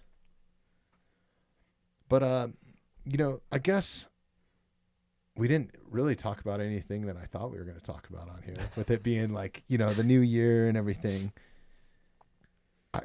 I guess for you, if you had to give some suggestions to somebody that maybe couldn't afford, because there's a ton of people out there that can't afford to go see a strength and conditioning coach, and maybe they already have a workout plan, or they had one from last year, or they're starting one. What do you think are some of the set down, like, guidelines or rules that you could give somebody like that so they can maximize their time? I mean, I think that's pretty much like common sense, but like range of motion or tracking mobility, or maybe it's even joint mobility, right? Because I think that's a huge thing too, that I've had to realize, like, later in life, like, God, I'm not as agile as I used to be. So how do I get that back? And I've gone to physical therapists and stuff like that have helped me. In the broadest way to answer that question, I would start by saying you have to look at what your routine is. Let's start there. Mm-hmm. And where can we fit in an exercise routine? And that you might not even have to leave your house to start this, right? Maybe you do, maybe you don't. Maybe you buy a set of dumbbells. Maybe you get a jump rope, which is, I wish more people had jump ropes. They're fucking badass, man. Dude. They're so easy to bring on the road with you too. And I think that you're spot on with that, because you have to look at your lifestyle. And for me, the road is still involved. Hotel rooms are still involved. Sometimes if you're staying at a casino or something, the gym hours are retarded, right? I shouldn't use that word again, strike two. But they really are. It's dumb, because they want you to be on the casino floor. So the gym's only open from 10 in the morning till 3. It's like worse than banker hours, right? Right. And if I'm working a normal job where I have to be there during the day, I'm not going to the gym. So what is your routine? What can you fit in? What can you accomplish? And to me, it's here's 5 things, and these are very non-specific, but they're specific. Mm-hmm. Can you bend, which is to say, can you squat? Right? Can you hinge at the hip? Can you push from the upper body? And can you pull from the upper body? From there, are we incorporating exercises that include our trunk? Right? Because I think there's this kind of old thought process of, I'm going to hit the gym, I'm going to do X amount of time on warm up, I'm going to hit the weights for X amount of time, and then I'm going to finish with that 5 to 10 minutes of abs. If you were training for 45 to 60 minutes in the weight room and you were neglecting to actually contract your abdominal wall, that's going to slow your process of improvement. And then there's nothing magical about a 5-minute window of doing 1,000 crunches. Sorry, folks. Right. There's just not. Right? You're just going to get really good at doing a bunch of damn crunches. Great. How did that help your squat? How did that help your pressing exercises? How did that help your pulling exercises? Because this thing that sits in the middle, it has to manage it's everything. All of this. Yeah. It is the centerpiece. It is the trunk. It is the core, right? So how is this periphery stuff going to get better if this thing is my limiting factor? So include that in everything that you do, right? Mm-hmm. You're at a hotel room and you're traveling, right? Push-ups, squats, lunges, lateral lunge, back step lunge, planks, low plank, high plank, step up from low to high. Can we do a shoulder tap? Can we hold a single arm plank for an extended amount of time? Mm-hmm. One that's really, really cool. I don't know if we talked about this last time or not, but take a bath towel, just a hand towel, roll it up and squeeze that thing, but then pull out in terms of tension. Keep that tension while you slowly bicep curl, slowly overhead press. Once you get to the overhead position, use your lats and just really feel like you're pulling down, like you're doing an underhand pull-up. Mm-hmm. And then send the hands down by squeezing your triceps, keeping that tension out the entire time. Try 10. That's fucking Tell awesome. me how you feel. Yeah, Tell me how your body feels. Right? Tell me how your shoulders feel. All of those muscles involved.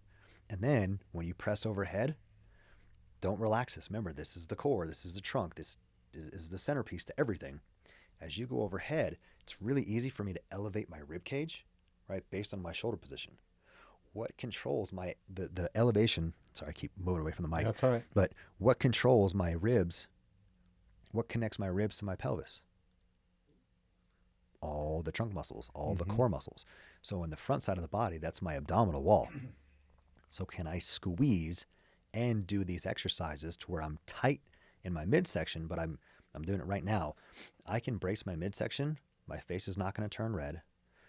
I'm not going to start talking like this, right? I'm going to be able to hold a conversation. Can you do that and do that upper body based exercise? Right.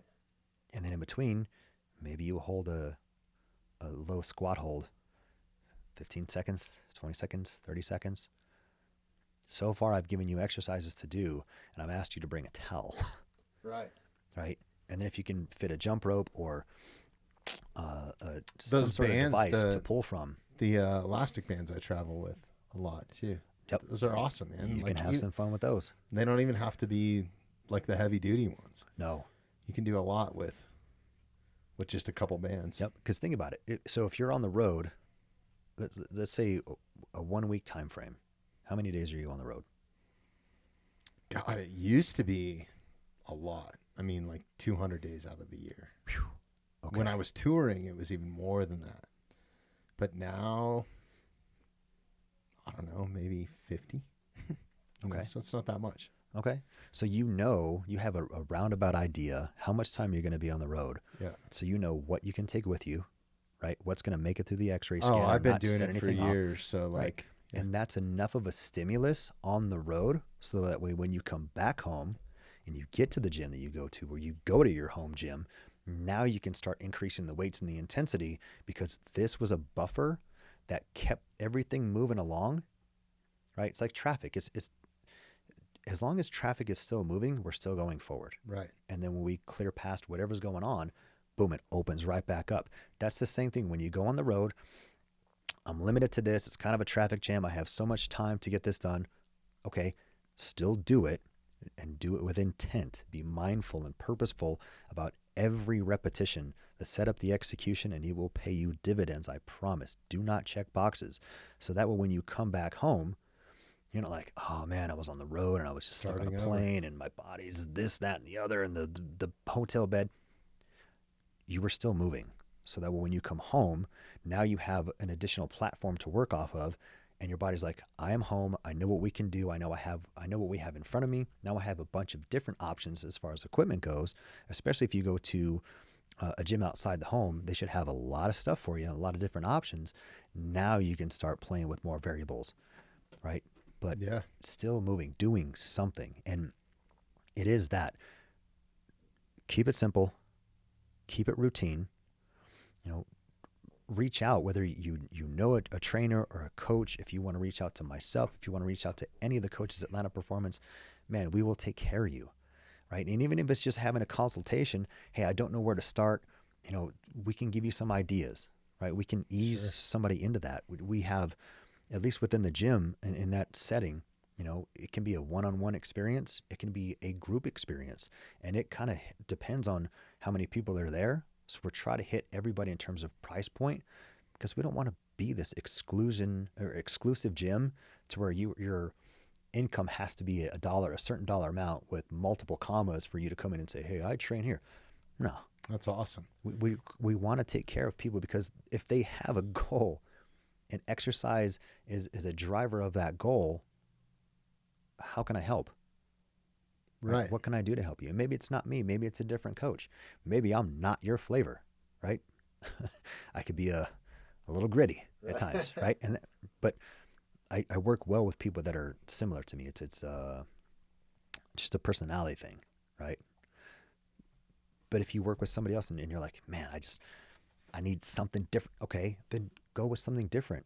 Again, you get one vehicle. You only get so many laps around this daggone sun. Do something about it. Time.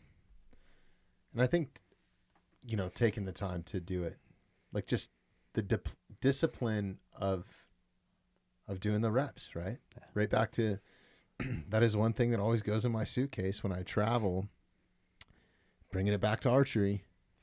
I can't take my bow.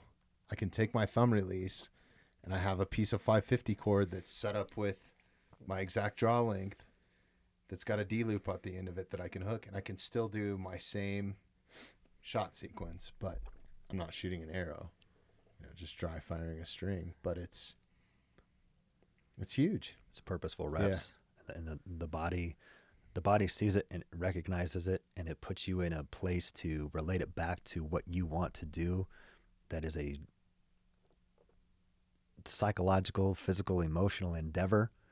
But that when you go out and do that thing, you're prepared on multiple fronts, just short of, turning your head and seeing something, and then you get that adrenaline rush, right? Yep. That's the only thing that's really hard to provide is that feeling, right? But just short of that, you're doing everything that you need to do to put yourself in the best position to be successful. Yeah. Tell me where the downside is in any of that. There's not. Yeah. But it's just easy to not do that shit. Oh, it's so simple. It's way easier to not do it than to do it. It's way easier to do that. So, okay, somebody gets their routine, they get their plan set up. They've taken some of this advice now that you've just given. Okay. How are they keeping track of, am I gaining progress? Am I getting enough rest, sleep, recovery? And am I on track to hit my goals, right? So maybe it could be a physical look that you're after. Maybe it's a sport specific thing. Mm-hmm. What are some ways that you can kind of keep some checks and balances, or how would you do that as a coach? You got to write it down. At least that's how I do it. Whether you track it on your phone or a tablet or a laptop or literally just pen and paper, have something that you can refer back to, that you stated a goal, and that you can track progress along the way, and be specific about your progress, Mm-hmm. right? Understand that along the way that there's specific devices that can mess with your head. And one of those things is a scale. Let's talk about this real quick, okay? If you're in a weight class sport, you need to be familiar with where your body is at relative to competition and where you need to be walking around pre-comp and comp, okay? Outside of that, I don't like people getting overly excited and too consistent, overly consistent with stepping on a scale. 100 pounds of bricks and 100 pounds of feathers both weigh 100 pounds, right? All the scale is going to tell you is your displacement of gravity on the surface of the earth. The end, right? That's awesome. So if somebody has a specific body comp and their goal is, hey, I want to lose 15 pounds, 15 pounds of what? Yeah, you can easily lose 15 pounds of muscle over fat real fast. Right? If your progress is to, or if your goal is to incrementally, right? And I would start smaller, right? I want to lose a couple pounds. A couple pounds of what? A couple pounds of body fat. Okay. How are you going to measure that? Well, I don't want to use I don't have the means to go out and do a DEXA scan and measure my body fat percentage. I'm not going to sit there and try to figure out a caliper to pinch myself. Your clothes will tell you. Yeah. Right? Your wardrobe will tell you. How you feel will tell you. If you're trying to put on more weight and specifically muscle mass, because again, 100 pounds of feathers, 100 pounds of bricks, it's all the same. So if you're just going out smashing freaking Big Macs all day, right? You're going to put on weight. Is it the right kind of weight that you want to put on? So be specific in your goals. Don't just write down, I want to lose 10 pounds. I want to gain 10 pounds. 10 pounds of what? Because if you eat like crap, you're going to gain 10 pounds. If you're just slamming beers all day, you're going to gain 10 pounds. That's what your goal was. That's what you wrote down. That's what you said. So be as specific as possible and make them manageable and achievable goals, right? Yep. What would it do me any good to say, hey, within 1 year from this podcast coming out, I want to put on 40 pounds of muscle, and I want to compete in MMA, and I want to compete in jiu-jitsu, and I want to skydive, and I want to hunt with a trad bow, and I want to rifle hunt. That's a lot, and they're all lofty. So pick something. Mm-hmm. So maybe I want to start with, hey, I want to get more reps in on a compound bow. It's achievable. Now I want to get more reps at a specific distance. Achievable. Well, now I want to hit a 3D target. Oh, now we're getting more specific, right? And once we start getting into the specificity of what we're actually trying to achieve, at the end of this, I want to have a successful hunt. That's what I want. So if I start there, how can I back engineer? That's my end. What is my means to get to the end? Yeah. If we can do that, now we have, at least we have some guiding principles, right? We might have to take some detours here and there. Cool. But now we have something in front of us. And if you tell somebody, now you have another set of eyes and ears going, hey, are you doing the thing that you said you wanted to do? Because, That's important. Right. Time's burning. And it was important. It was important enough to tell me. Mm-hmm. Is it still important to you? Right? So having those constant reminders and understanding that progress is not linear, right? You don't just go from here to here. It's chaos. But can you get to that end state or that end goal that you're trying to achieve? And if you can, and we talked about this earlier, okay, now what? Right. Pick another goal. Just pick another goal. Do something. Net positive, forward outlook, benefit. When it comes to recovery, and that's a really big thing right now, there are specific ways to track that, right? There's a company called Oura Ring, Oura, and it'll track, I think, body temperature, sleep, your cycles of sleep, resting heart rate variability, your HRV. You can get a Whoop band, which does the same thing. It looks like a Fitbit, the Whoop does, but it gives you all of this data. Now, if you have all of this data and you don't know what the hell it means, get with somebody who knows what they're talking about so they can actually break this thing down to tell you, hey, what is an HRV? What does this mean when I'm measuring my HRV? Well, my HRV is at this number and Bobby's HRV is at a totally different number. Well, sweet. He's a different person than I am, so we're not going to have the exact same HRV. But when it comes to heart rate variability and recovery and work output in terms of how much we can stress this system to make the system more robust and more resilient, that happens, like the bodybuilder was talking about, in the recovery stage. So are we recovering properly? Are we hydrating and eating the things that are going to set us up for success to be able to adapt to that stress like I talked about earlier, so we can then get better and move in that forward progress of achieving that goal? Or do we just smash a pizza and crush some beers? And, you know what I mean? Right, because you deserve it. See? Because you worked out hard. Yeah. Man, I worked so hard. Right. Those donuts are calling me.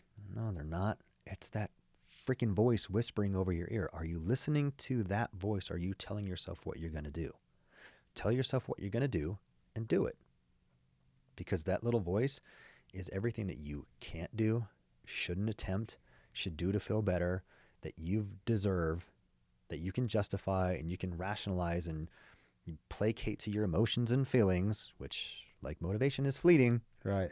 And it's fluid. We're human beings too. We do succumb. It happens. But if we make those things happen less and less over time, and we're doing the things that we're supposed to do more and more, net positive. Do you hit the number on the scale? Do you hit the goal that you want to achieve in the weight room? Do you improve on your mobility? Can you last longer in a hunt? Can you survive those conditions? Yep. Can it suck and you'll be like, okay, this sucks, but this is not that bad? That's a hell of a thing to say in crappy conditions. This is not that bad. Oh, yeah. Can you laugh? Can you make a joke? Can you break the tension? Can you be with a buddy and bust his balls a little bit in a good way to where it's a little friendly competition? So now the suck of the thing just went down psychologically, not physically. Okay, well, now we can last a little bit longer. You just prove to yourself that you have a little bit more in the tank. So important. Yeah.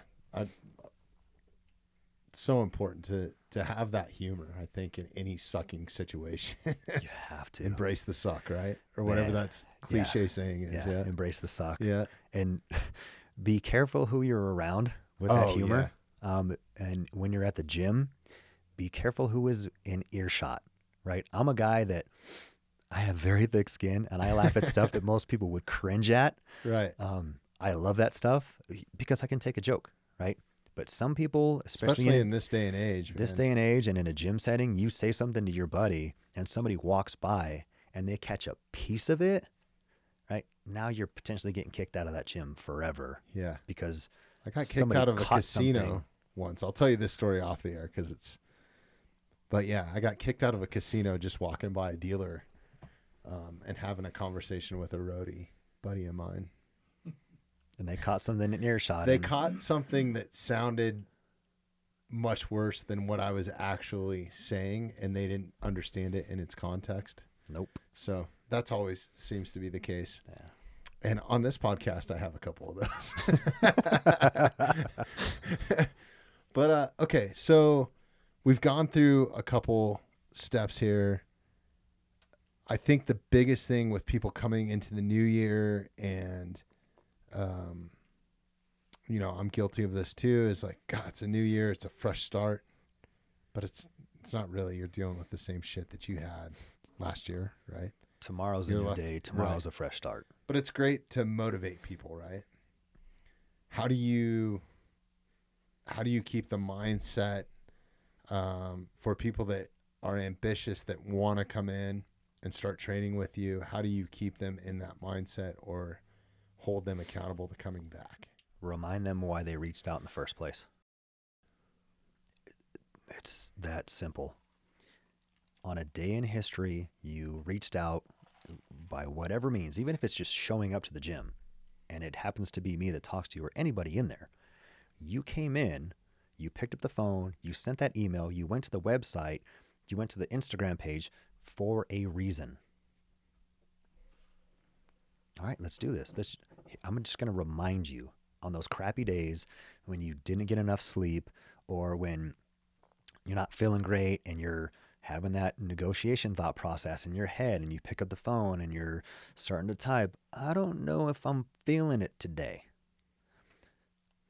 Well, if you're working with me, this is where I'm not everybody's flavor. The day doesn't care.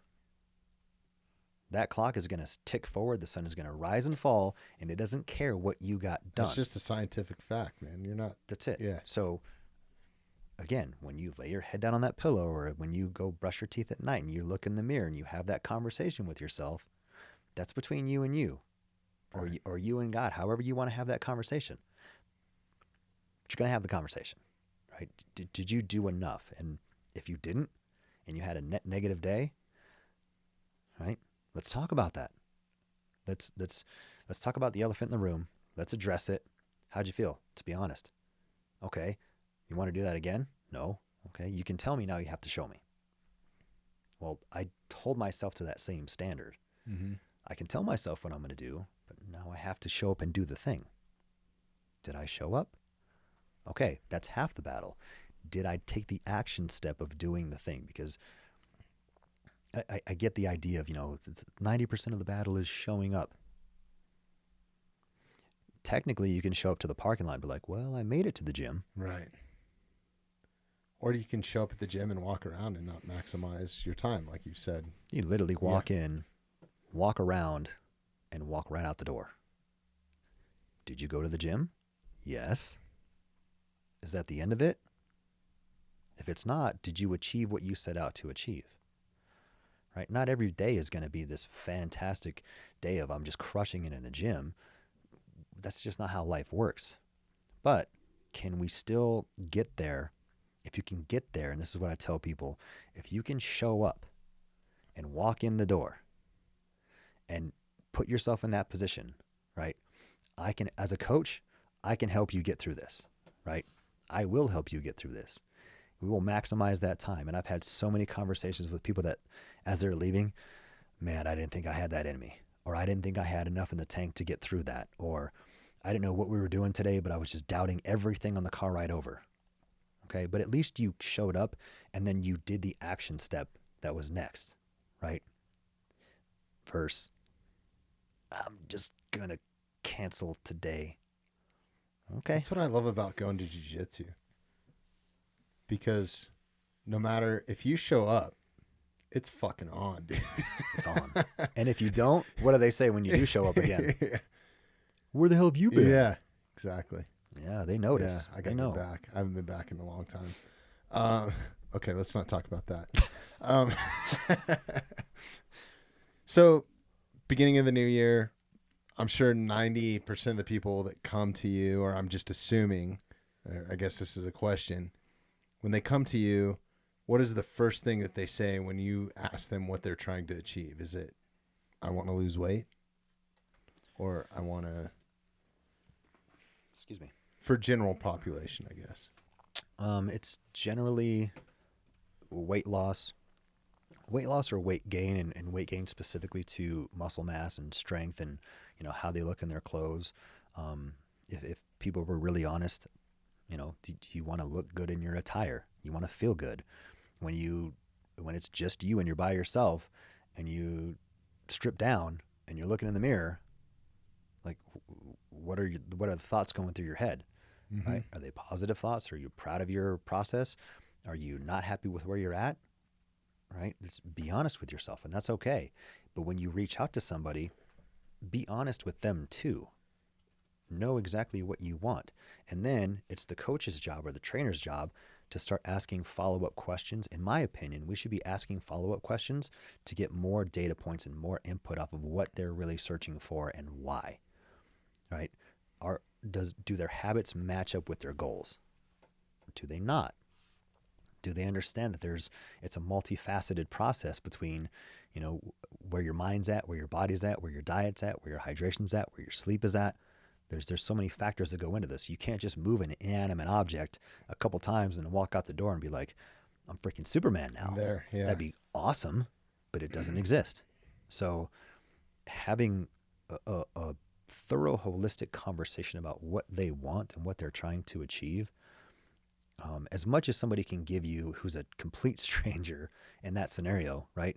And then it's build rapport, right? Build as much rapport and be authentic in building that rapport, because the more that they trust you, the more that they'll open up to you. And, I'm sorry, I said that backwards. The more that they know that they can be vulnerable with you, the more that they will trust you. The more that they trust you, the more that they'll open up and allow you access to certain things that maybe they weren't willing to share initially. And that's okay, because you're a stranger, right? Even though you're this third party that nobody knows about and they're keeping quiet about, you're still a stranger. Sure. Right? So if they can build that rapport over time, and then you can start to see some serious momentum build up, because then you can start to ask questions that, may be a little bit off-putting initially. It's like, well, when somebody comes in and, hey, I want to lose 10 pounds. Okay, I want you to write down every single thing that you eat. Yeah. One, that's going to be a tedious process. Two, it's like, you're probably going to judge me. So I'm not going to tell you honestly what I eat. I'm going to tell you what you want to hear. Let's have those conversations as we're going through the process of training, so you understand that your goals now become inherently my goals and my direction that I want to give to you, because you're only successful if they are. That's right? just it. And it requires time, effort, and money. There's a cost associated with this stuff. There's a cost associated with anything we do. Sure. If somebody is just getting started, right? Like maybe they haven't worked out in 10 years, or maybe they haven't done it since high school, or maybe they have an active lifestyle, but they want to change a few things. Say one of those things is they want to lose weight. What would be, aside from diet, from an exercise standpoint or strength standpoint, conditioning standpoint, what would be the first advice that you would give them if they didn't have the means to reach out to a personal trainer or a strength and conditioning coach or something like that? So even if they're just trying to seek advice and they're doing everything that they can to clean up their diet and work on what they put in their system, right? I have this thing about resistance training, right? We have to understand that we have to work against something in order to build muscle. And that can be a scary thing, because then we get into the whole sticky situation of, well, I don't want to get bulky and this and that. Right. But that's all crap. The more muscle you have to metabolize fat as fuel, you start to lose weight, specifically in that body composition of fat loss. Now, I'm not saying you have to be a bodybuilder or a competitor or a bikini figure person. I can tell you this too. It's damn near impossible to be a bodybuilder unless you are 100% dedicated to that. Yes. I lift weights a lot, and I don't look anything like those guys. Yeah. Well, yeah. Maybe I'm not doing it right, but it's multifactorial. Right. Multifactorial. If you spent a lot more time doing it and you dedicated your life to that thing and did the deep dive on it. Right. I just wanted to throw that out there. Like, Yeah. so don't be afraid of lifting weights or No. doing some resistance training. Do not. Maybe I'll put it this way. Maybe reconcile that you're afraid of it. And now that you've recognized it and you're aware of it, now you can do something about it. Right? Yeah, If makes a lot of sense. If I'm sitting across from you right now, and this is going to be silly, but follow me because I say this a lot to people. If I have something stuck in my teeth or, I got a little booger hanging out and you say nothing to me this whole time, and I'm like, all right, I'm going to hit the restroom before I take off. And I'm like, I look in the mirror and I'm like, what the, how do you not, nobody told me anything? Yeah. I didn't know because you weren't aware. The second we're made aware of something, then we have the ability to inflict change, positively or negatively. So be aware that you're afraid to talk about it. At least now you're aware of something. So now you have a choice. Again, we can just slowly walk into this process, and that's okay. Reach out, ask some questions. Hey, I go to this gym. I can only afford to go to And I think, wherever.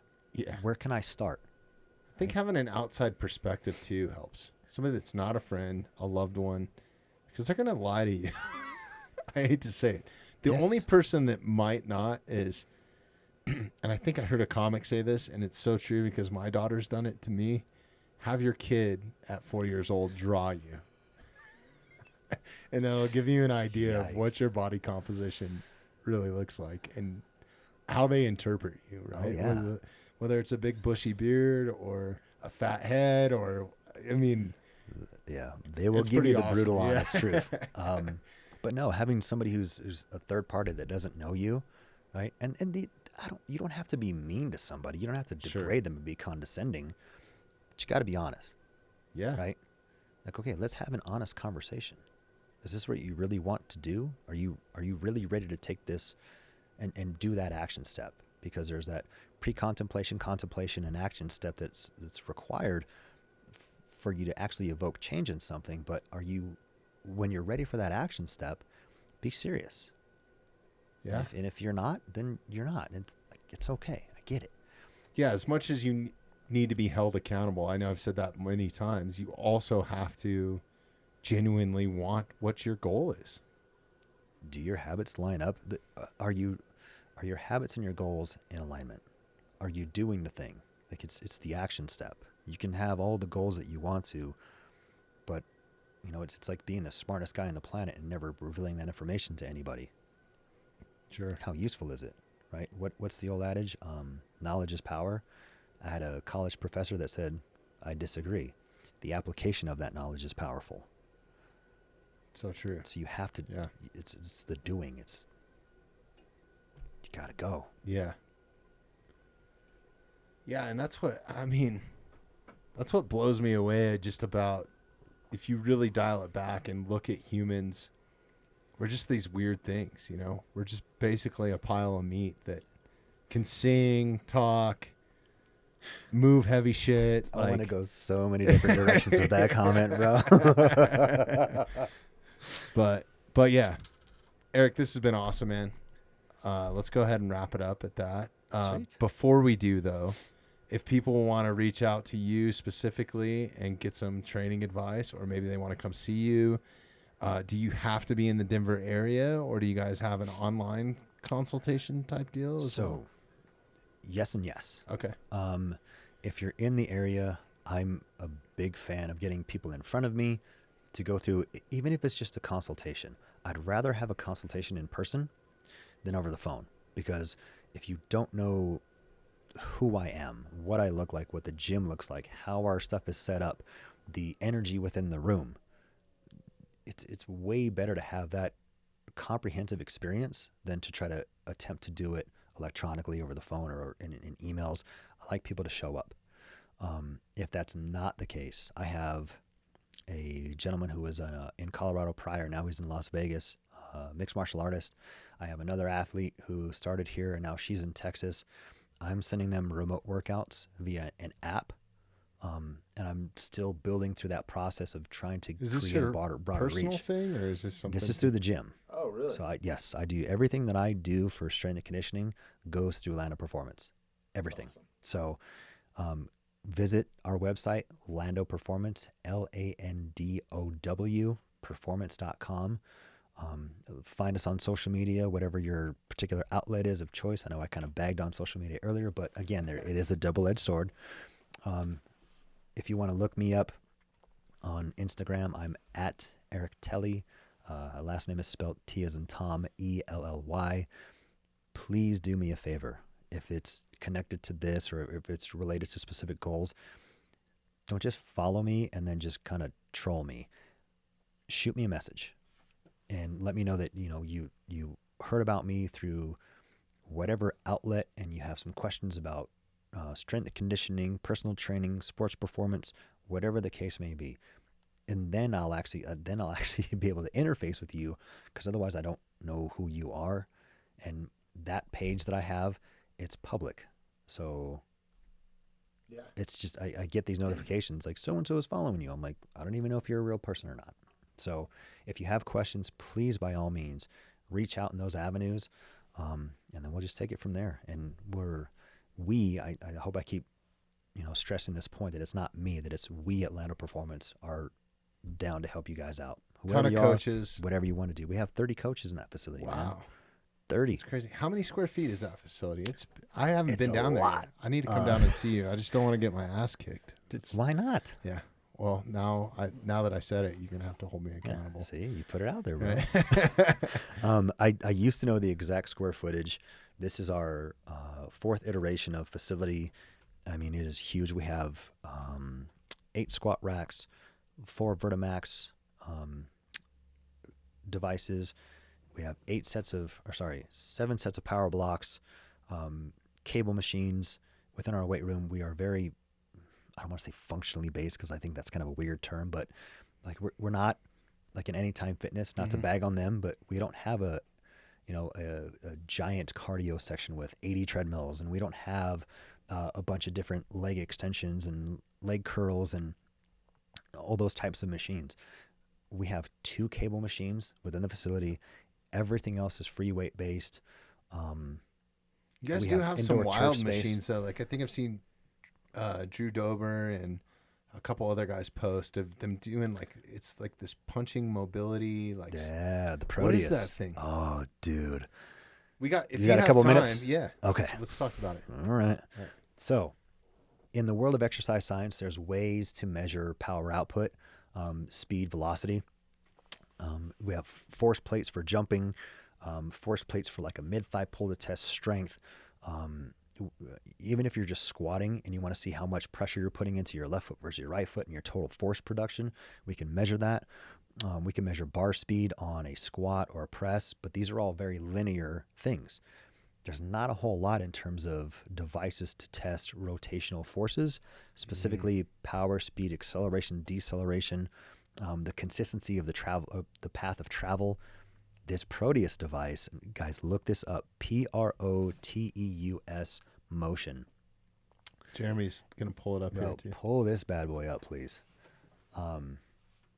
It is a device that a gentleman and his son developed at their house. They are MIT graduates, and it is 3D resistance. So there's specific, there's 3 different things that you can do within this machine. You can do a freestyle, which is whatever you want. You set the weight.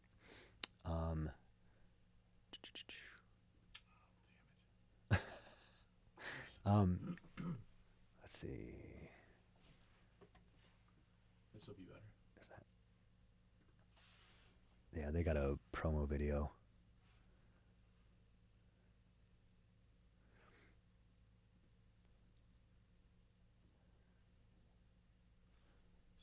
So that thing right there on the screen. So it talks about measuring linear forces, right? Mm-hmm. Speed, force production, rate of force development.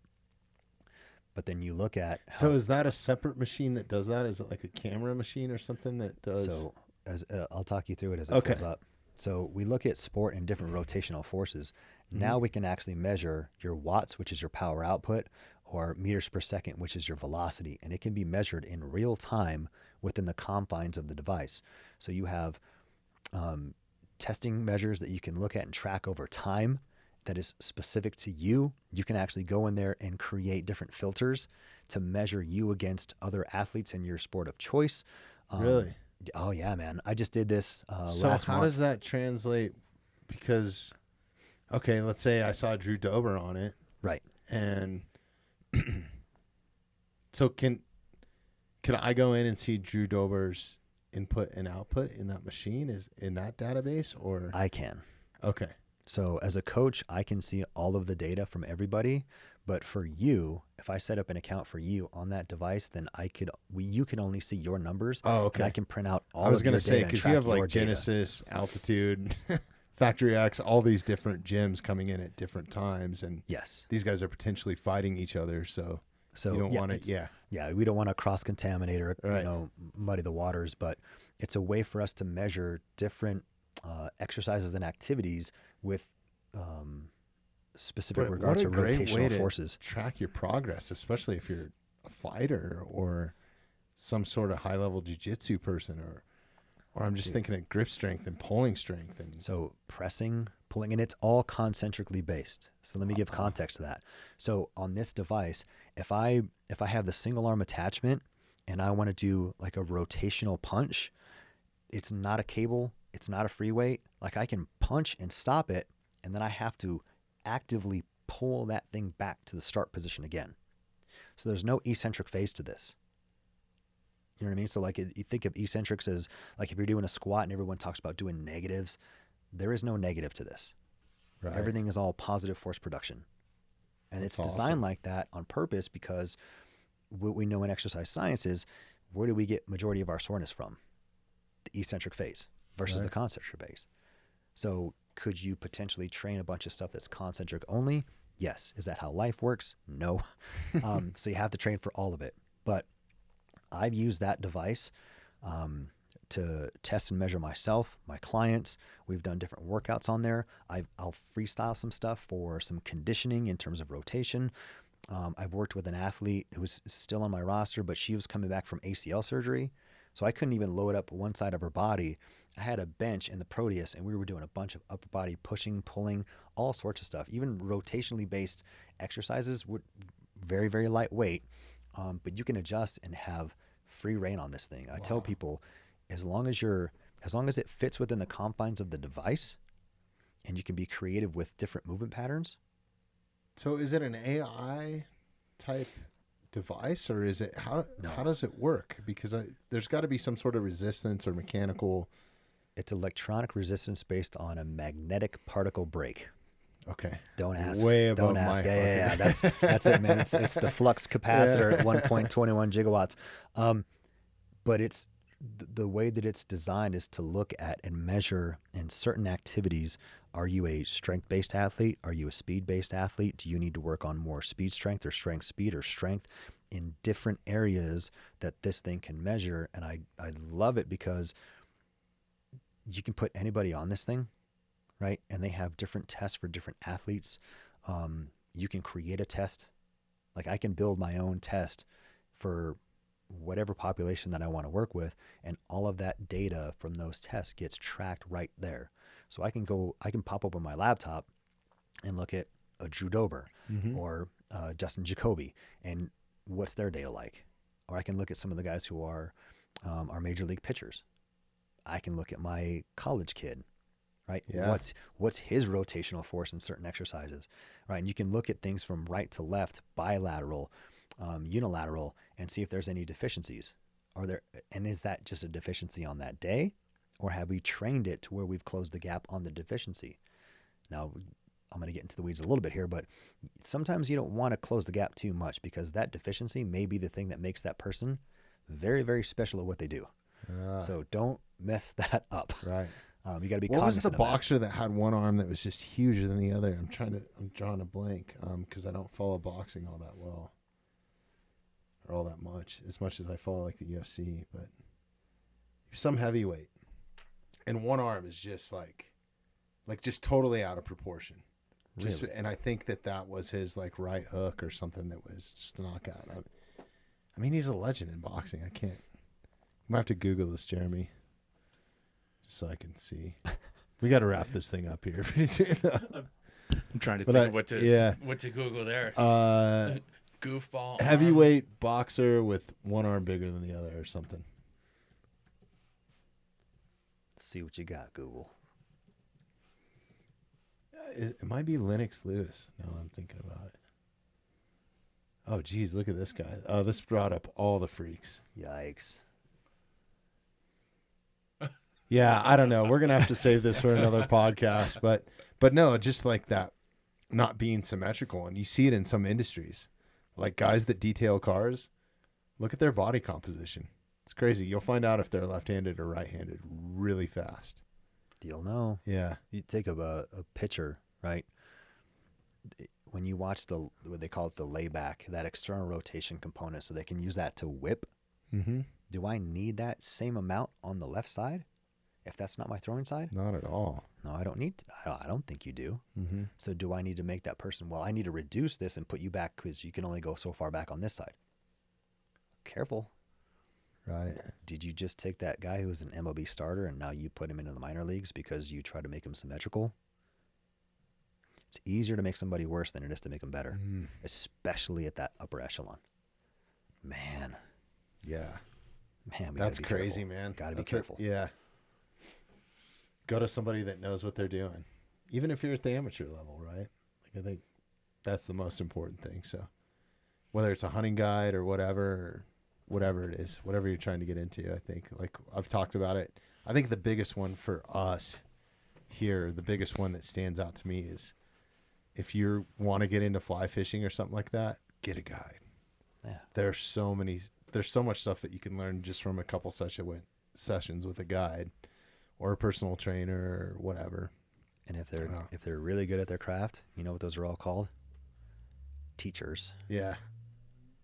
Right. I'm not in a classroom. I'm in a weight room. Right. So we teach human movement. We teach the efficiency of human movement, and we're going to stumble. You know, kids are going to hit growth spurts and they're going to look like Bambi again, but it's fine. Be patient with the process. Challenge yourself. Have those discussions. Talk about your habits. Net positive. Yeah, man.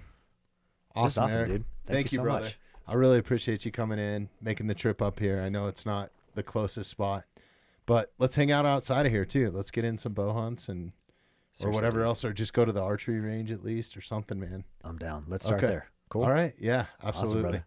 Thank you. Thank you, man. Thanks everybody for listening. Jeremy. All right.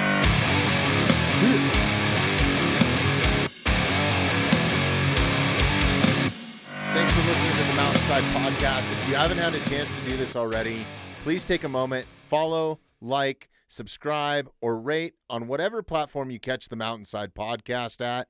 Also, if you'd like some more information on upcoming episodes, safety tips, access to all of our affiliates, and all the badass discounts that we get here at the Mountainside Podcast, check out themountainsidepodcast.com.